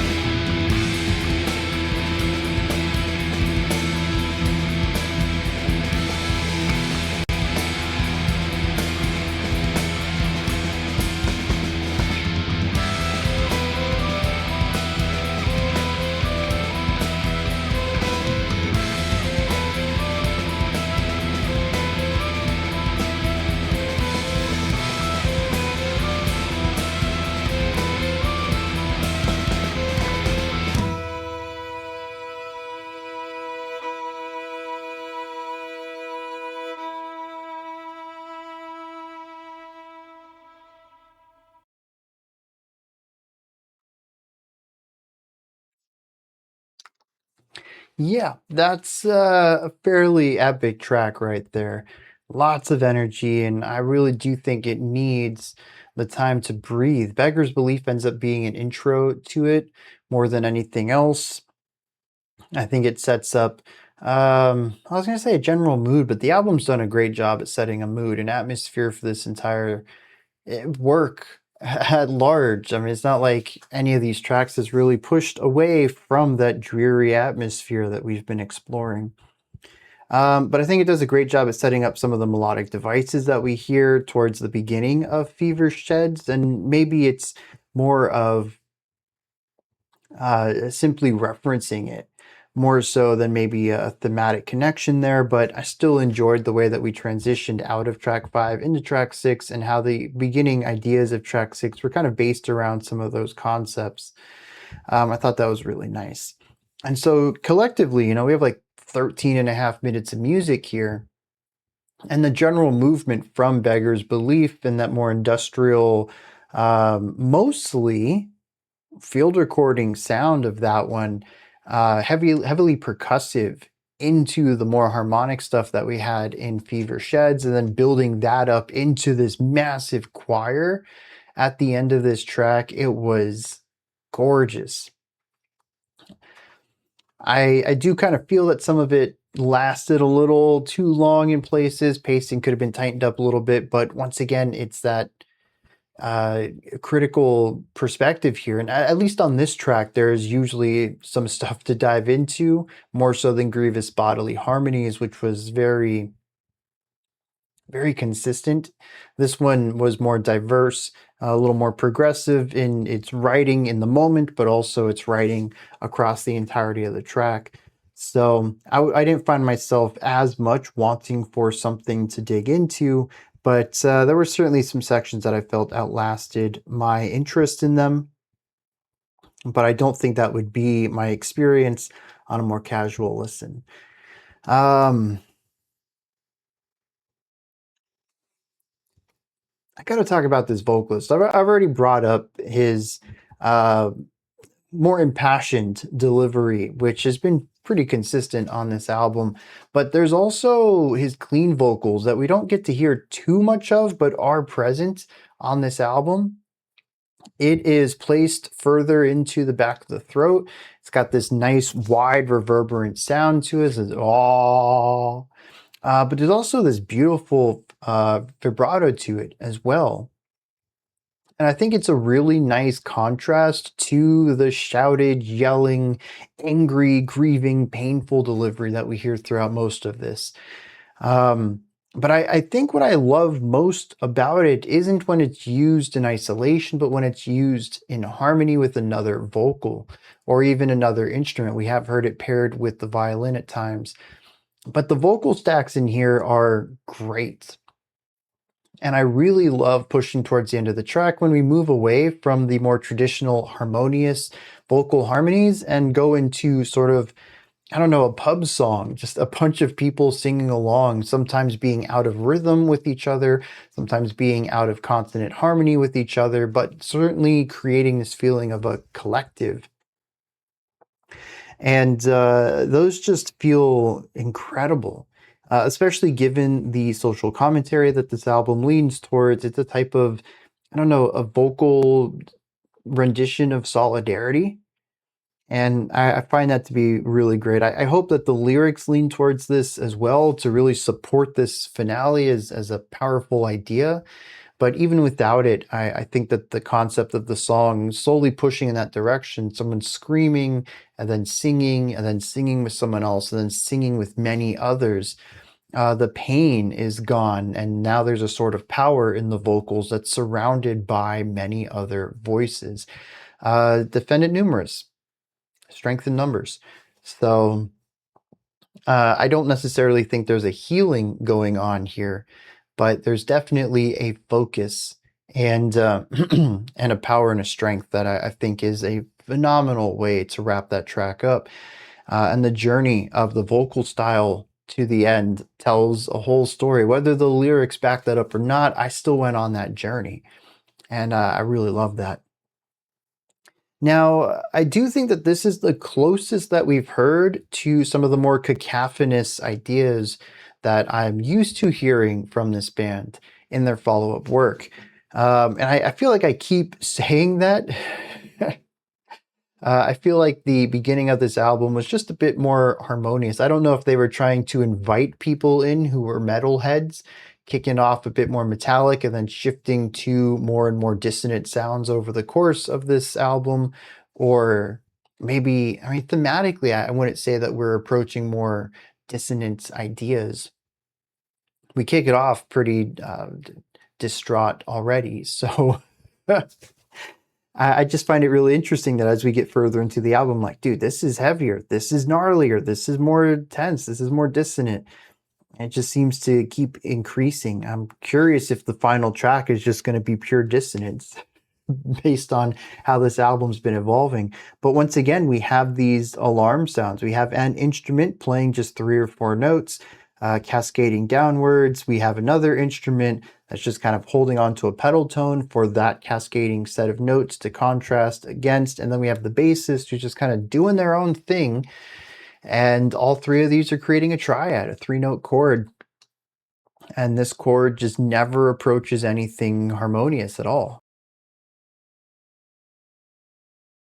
And I feel as this track proceeds, we eventually bring the violin into play. We have clean vocals in effect as well. These are just more notes, and we're just creating more and more cacophony. I've mentioned a couple of times on this album that I feel like the rhythmic element is trying to break the song apart, but I think only once previously have I talked about the harmonic element feeling like it is trying to rip the song apart. And this track it's the best they've done so far in that regard of creating something that is just so cacophonous, not in a layering or a number of ideas or volume thing, but sheer harmony being destructive, of really creating an oppressive atmosphere. And, you know, honestly, that's interesting too, because oppressive is a word I would use for hostile architecture, which, based right off the title, yeah, it makes sense. But oppressive isn't a word I've used too much on this album. Dreary is the vibe I would describe this one. And it's interesting how they went from this, which is just a general melancholy and a feeling of darkness everywhere, to an oppressive weight being pressed down upon you. And how they're 2 sides of the same coin, but one generally wasn't felt as much while they were recording this album. That wasn't the emotion they wanted to convey, you know? Very cool. Very cool getting to hear. Yeah, see, here's the thing too. I like this because I'm being able to pair it to what they would eventually do, and kind of find these parallels that I would not have been able to hear in the inverse. There's always pros and cons for every way of listening to an artist work. I think that's going to wrap it up for this one. Very much like a journey. Felt like a single line from start to finish, but it was constant growth. Every idea fed into the next. And by the end, it was an intense finale. This is a good penultimate song. I am curious if they're going to try to top this to wrap the album up, because there is 13 minutes of music ahead of us, which is a pretty big chunk of this album. It would be kind of strange to have 13 minutes of silence, emptiness, ballad. If Fever Shed is going to be the point where we, hit the peak and then everything's downhill after that. Or if they're going to use track 7 to be the finale, the closer of the album, take things to even further of an extreme than Fever Sheds did. But let's not delay it any further. Let's hit some lyrics for Fever Sheds and then see how they wrap this album up. Beggar's Belief is about how those at the bottom of society consistently have a noose around their neck. They don't know when the trap door will be removed and they end up getting hung. They don't know, like I said, they don't know when that'll happen. They can fight back against it all they want, but it's a losing battle. It says, drawn out like a neck, sweet masseuse of rope, and repeating jamming cogs that form a threadbare noose. Start, stop, dangling, twitching, trapdoor, springboard's broken record. I've got both lens and the audience to fight. You can spin the wheel, the reel, however you like, but the Spartans always die at the end of the film. Clawing hands of tar, discordant claxons screaming bloody murder. It beggars belief, but believe me, we've nearly even scratched the surface. It says there's no way out of this. As much fight as you think you have, you're never going to reach the top of this hole. You're never going to get out of this. You're never going to cut that rope that's around your neck. Sometimes it feels like you're swinging. Sometimes you got solid ground to stand on, but the noose is always around your neck. Kept alive just enough to do what you need to do, but never given enough rope in order to get anywhere of importance. And as he says, you can fight all you like, but at the end of the film, it's always the same. It's a very negative look on life, but honestly, most of this album and most of their body of work as a whole hasn't been too positive. A lot of it quite informed by the history of negative life conditions for people all across, the centuries of life. There's always been a weight put down on those at the bottom. It's kind of tough after you look through history and all the ways that people are used and abused for all sorts of reasons. It's kind of tough to have a positive outlook on the current state of things or even the future state of things. I'm not going to pretend that I have a strong grasp on this one either. But it certainly seems to be about poverty levels of existence and the continuous rising of numbers of people in these situations, and how this is a surefire marker to understand when a group of people is on their way out of being a positive influence on the world, but even within themselves too. In another way, as the song itself states, this is how a nation dies. Now, given the title, Fever Sheds, a lot of this is about illnesses, or at least it's done through the lens of illnesses. It says, what cleanses is beyond us. What cures is far above us. I think above is an interesting word. Usually, you have the concept of, religion here, of course, but also those at the top looking down on those below. So we might have the ability to cure some of this stuff, but it's reserved only for the richest, the most powerful, what have you. It says a pantheon of pestilence, paupers enshrined in fever sheds, from holy typhus hands, as lowly drudge of noxious seeds to sow, a consecration of inflammation from callous soil did grow. So we have a pantheon of pestilence.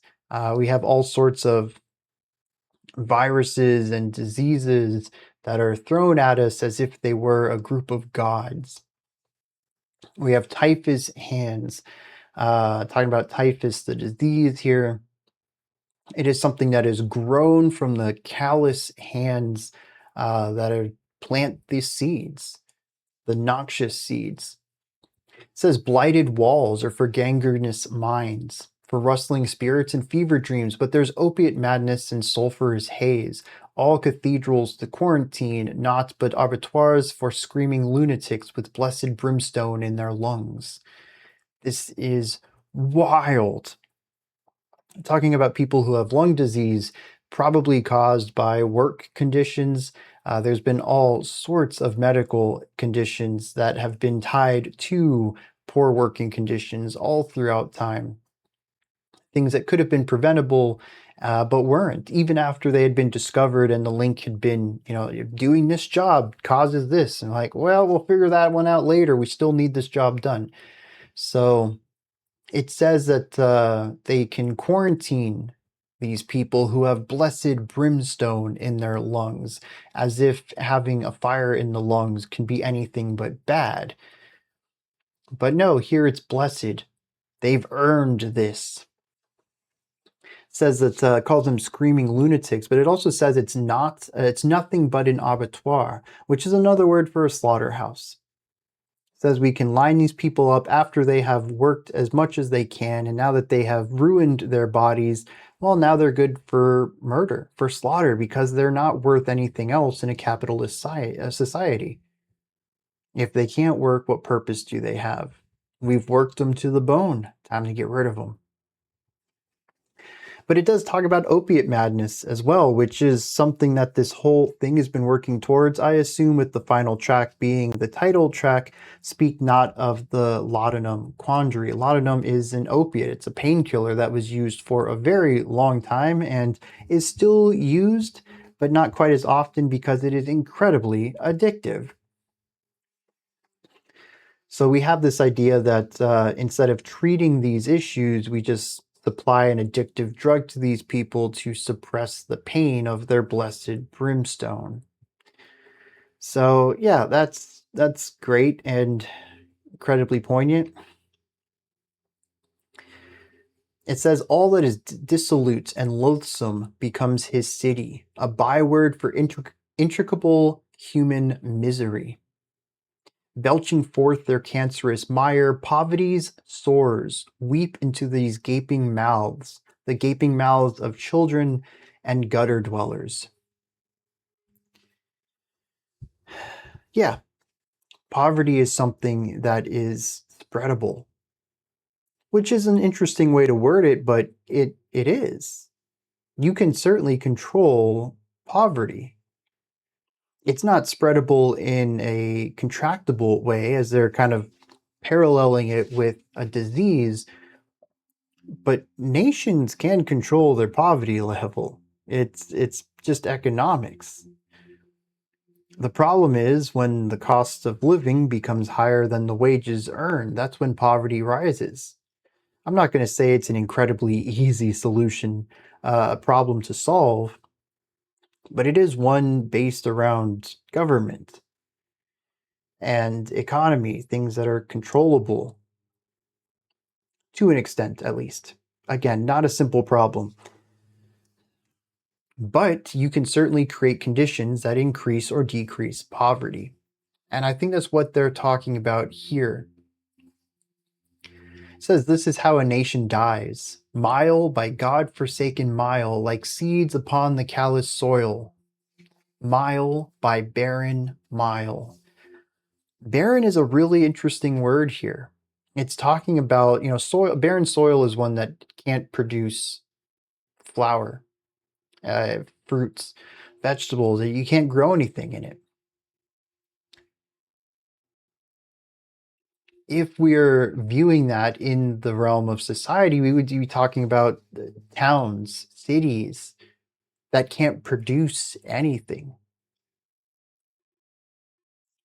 Maybe there's no jobs. Maybe there's not enough jobs. Maybe there were jobs and they moved out. Maybe it was a really big bustling city at one point, but whatever major job was there, maybe it was a coal mining city. They moved out. They're not mining coal there anymore. And now there's just no jobs. Now it's a ghost town. Now it is barren soil. As we continue to do this across an entire nation, that is how the nation dies. We need to make sure that everything flourishes.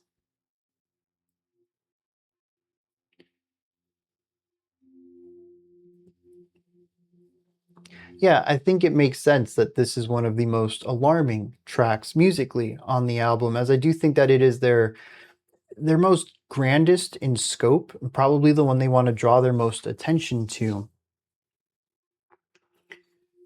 Everything else seems to point towards very specific ideas. This one is a grand idea of poverty itself. I don't know if it necessarily perfects that, poetically at least. But, with the topic this large, I don't think it's possible to cram it down into a 10-minute track. And honestly, I mean, there's only 6 stanzas here. There's not a lot of lyrics to begin with. There's a lot of instrumentation on this. I think it does a pretty good job for the limited time that's given towards the lyrical side of things. We've got one to go. The final track on the album, 12 minutes, 45 seconds. It is the title track. Let's see what's going on with Speak Not of the Laudanum Quandary.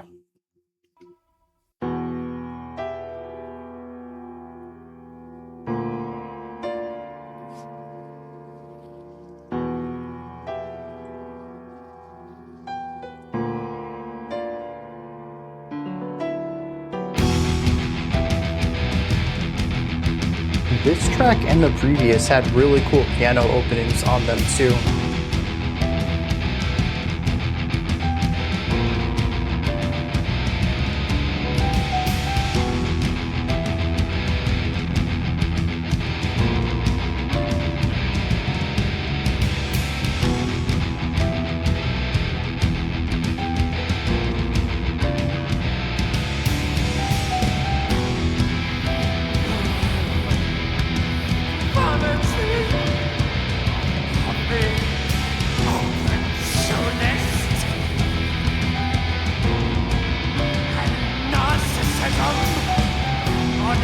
There's so much building of tension, like I'm just waiting for this to erupt.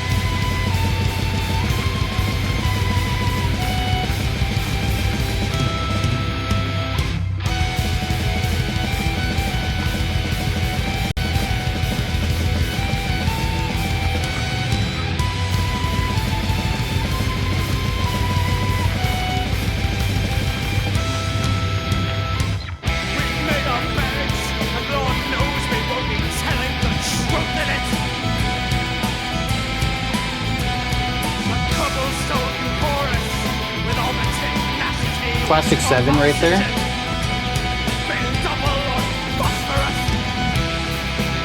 The tearing of the robe as the curtains and the temple. The stretching of the rope as the sword is fundamental.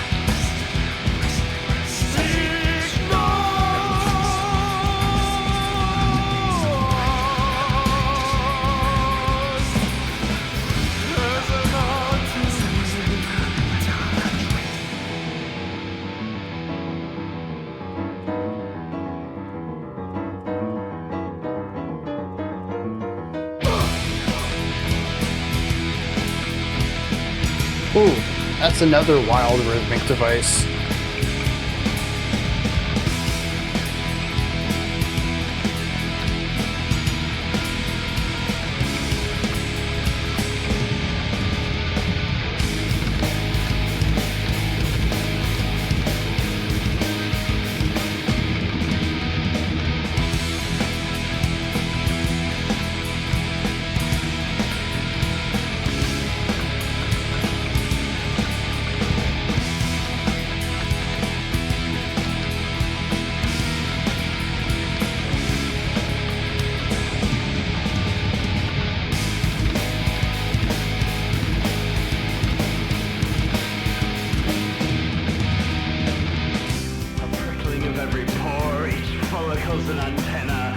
It's a bit of a bizarre shift, but okay.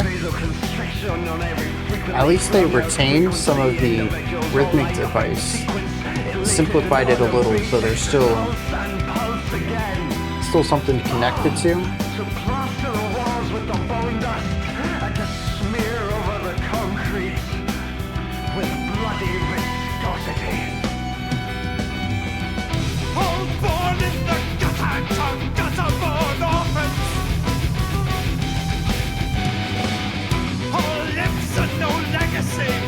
All in this together. I'll believe it. I'll let it grow like black.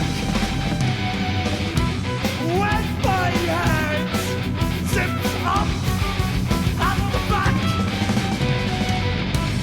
Down from the ball. I think the size of these guitars have really delivered the most traditionally metal sound on the album so far.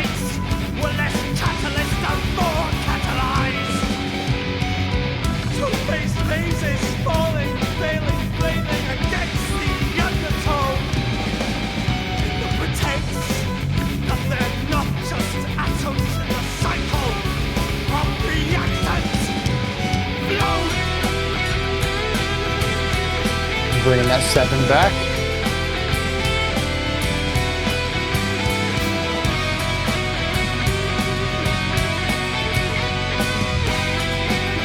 Also a rare electric guitar solo.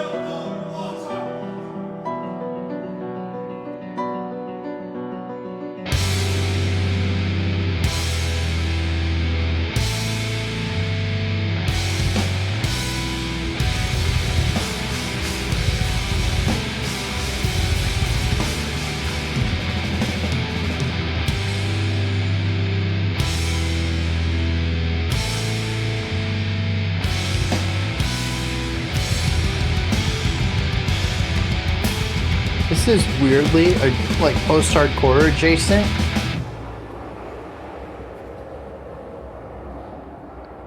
I find that whole ending very odd though. I wish we had just stuck with the somber piano stuff. That's not the first time though that I felt that the metal has ruined the track. I think the finale to track 1 was another one where I was just thinking, dang, we should have stuck with the lighter stuff rather than pulling metal in for the last 15 seconds or something like that.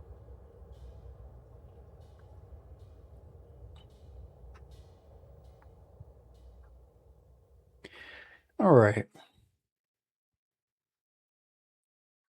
I suppose there's two minds of this one. It is their most metallic track by far. The guitars have a much bigger presence than any other song, both as lead and just sonically. They fill out the sides in a way that they never have previously. These guitars are enormous. And even the finale of the track is very, focused on the band itself, not any of the embellishing instrumentation. When you mix that in with a lot of repetitive moments, it's just not a track I really enjoyed. But if you're a more traditional metalhead who loves just cool riffs over and over and over again, maybe you found this to be a fantastic wrap up, something that really hits you in a way the other tracks haven't. But I found in this song more consistently than any other track, I really enjoyed when the violin and piano showed up because that meant we were getting something else on this track rather than just some muddy low end and some massive guitars out to the side. I did appreciate the guitar solo, though. I thought that was a nice break since the violin has taken lead solo on pretty much every section of this album. But ultimately, I don't think it really did much of interest to me.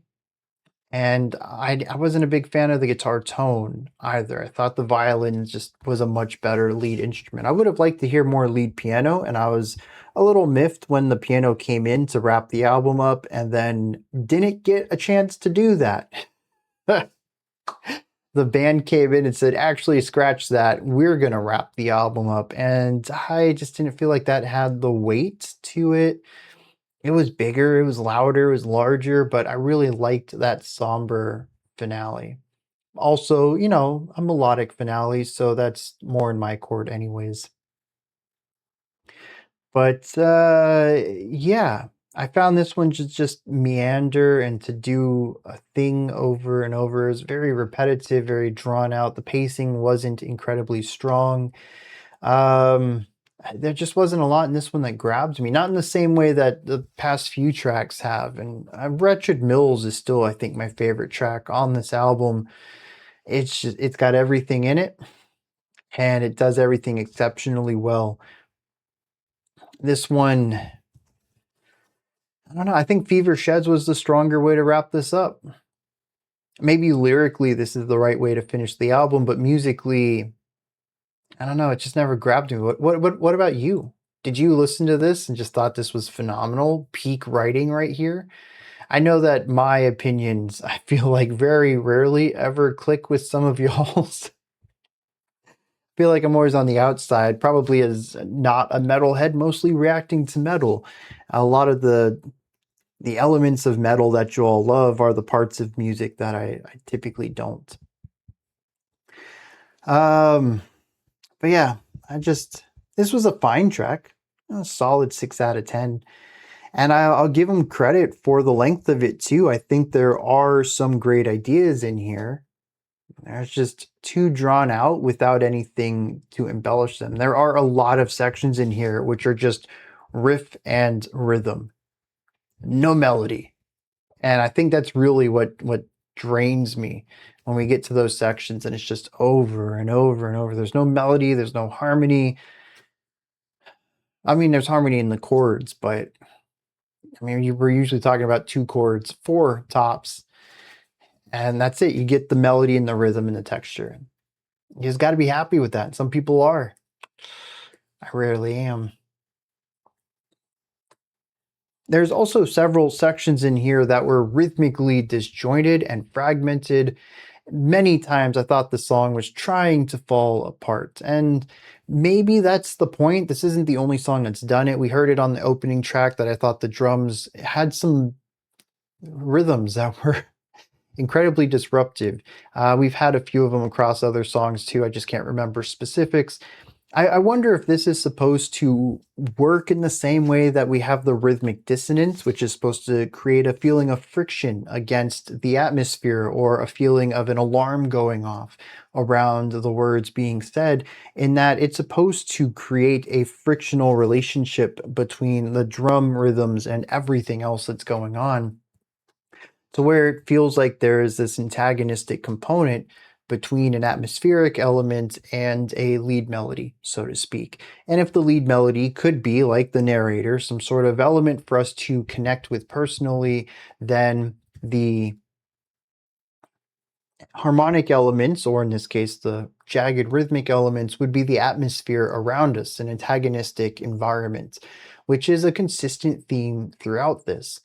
I will say, though, that the jagged rhythms, maybe it's just due to sheer exposure, they are more disruptive to me than the dissonance, which is a pretty big statement to make, given my track record on dissonant harmony. But I do find the rhythmic elements in here to really feel like they're trying to make everything crumble in a way that the dissonant tones don't. They're just not pleasant to listen to. And maybe that is in and of itself worthwhile to explore, to create an atmosphere that isn't just unpleasant, but destructive.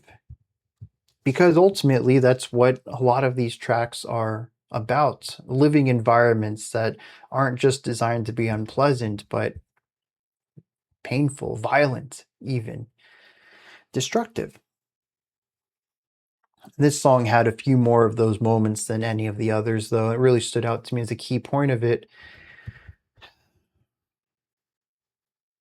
I think that's about it. We had a lot of vocal variety on this one, but ultimately it just felt like an angrier, heavier version of everything else. Still dreary, sure, but the metal element really created a largeness of weight, a pressing down that feels closer to what they would explore on their follow-up album, more so than the dreary, foggy sounds that we've been exploring throughout the album. But it's still heavily focused on that metal core, the core metal sounds, not metalcore genre, opposed to the more exploratory stuff that I really am gravitating more towards. And as much as I enjoy their follow-up album, I think this gives me more of an appreciation for it, because it really is an expansion, an evolution, a maturation of everything they set up here. This is still a really great first album, and I think if I heard it first, well, I'm actually curious. It has more of a metal influence, and I find I enjoy less of it musically. I might have been harsher on it if I had heard this first, but it does give me a greater appreciation for how they took this sound and evolved it. This was already a solid foundation, but they went the next level.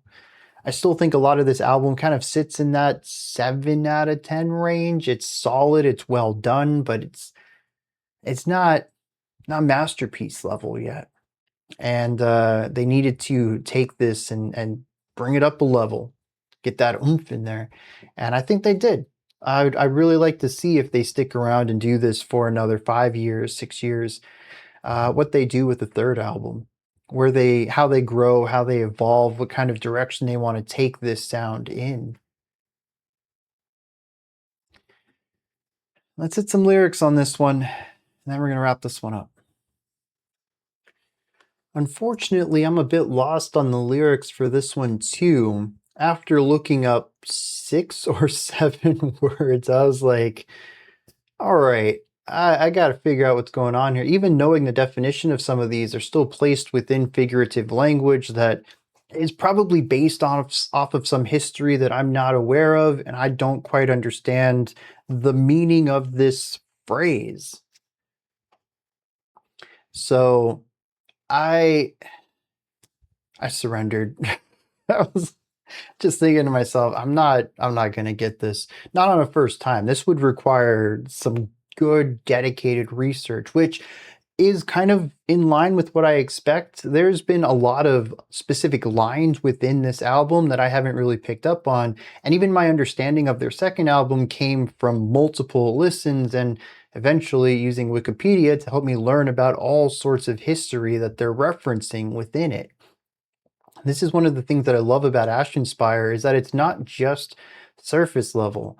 There is a lot of music out there that is, resistance music that, things suck right now, but we will get together and rise up against our oppressors. And, right now a really popular sentiment is like anti-ice within punk music. There's all sorts of stuff like this.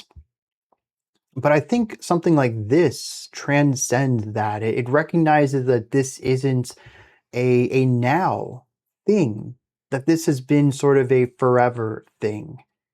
And it references so many specific, mostly English stuff, which is why I've had to look up so much of it. I think if this was an American band, I probably would have more of immediate knowledge of some of the incidents they've been referencing.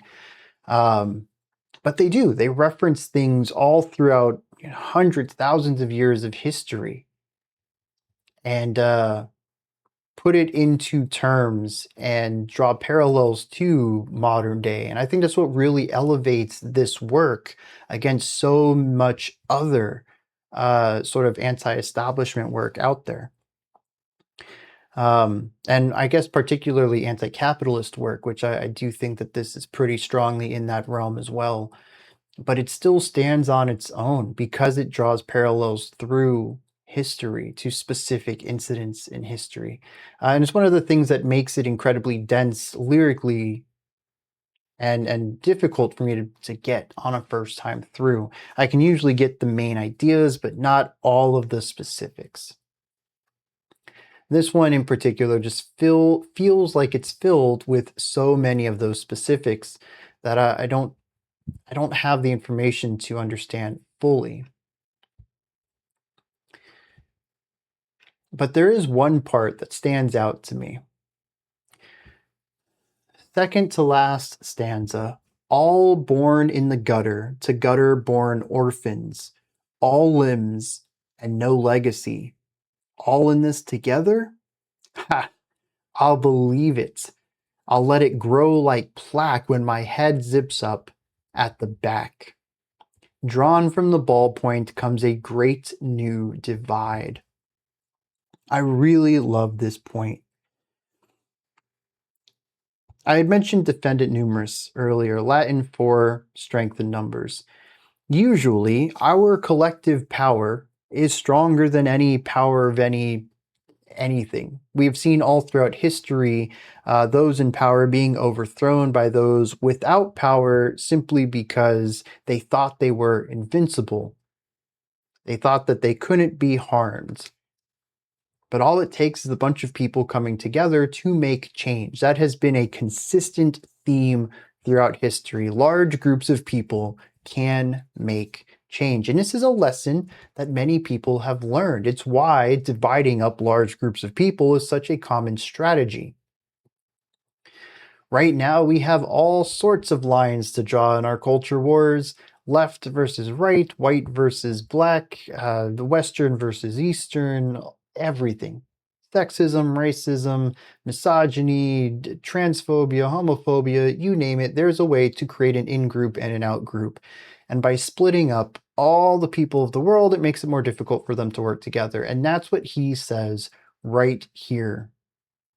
We're all at the bottom. We're all born into this. We have no legacy. We've come into this world the same way we're going to go out. Does that mean that we're going to work together? He doesn't believe it because there will always be a new ballpoint, some text to be written, some vocabulary to be learned to create a new divide. There'll always be new ways to separate us. And if we don't work together, we can't overthrow an oppressive system.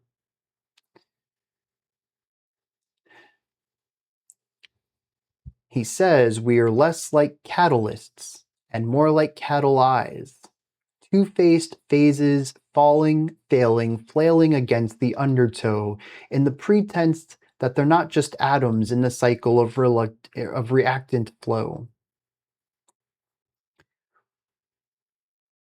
Powerful. We think that we have more strength than we do on our own. We think that we're more important than those around us, when really, we're just a cog in a machine. Something else has already set us in motion. We thought we were the catalyst, something to create change. Instead, we are cattle eyes. A very soft rhyme there. I'm not going to say that's the best wordplay I've heard. Catalyst to cattle eyes. But, well, I guess to catalyze is to be a catalyst. Okay, that's better than... It just took me a second to figure out the connection there. Yeah, that's pretty good wordplay. Yeah, and it's just like... Dang. A second later, he says, many of us are just pawns thrown without ceremony from the mortal board. Yep. It's a depressive look at life that we could easily make change, but it's just another way of control that stops us from doing that.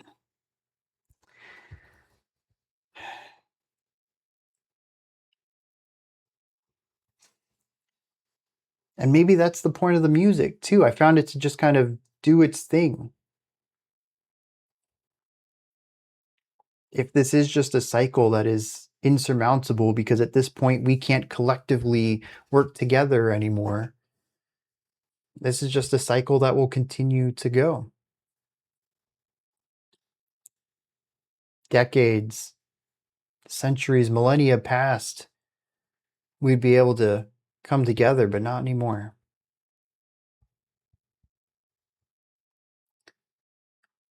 The music just keeps going. And when I think it's finally over, the oppression starts again. The metal kicks back in. Bleak.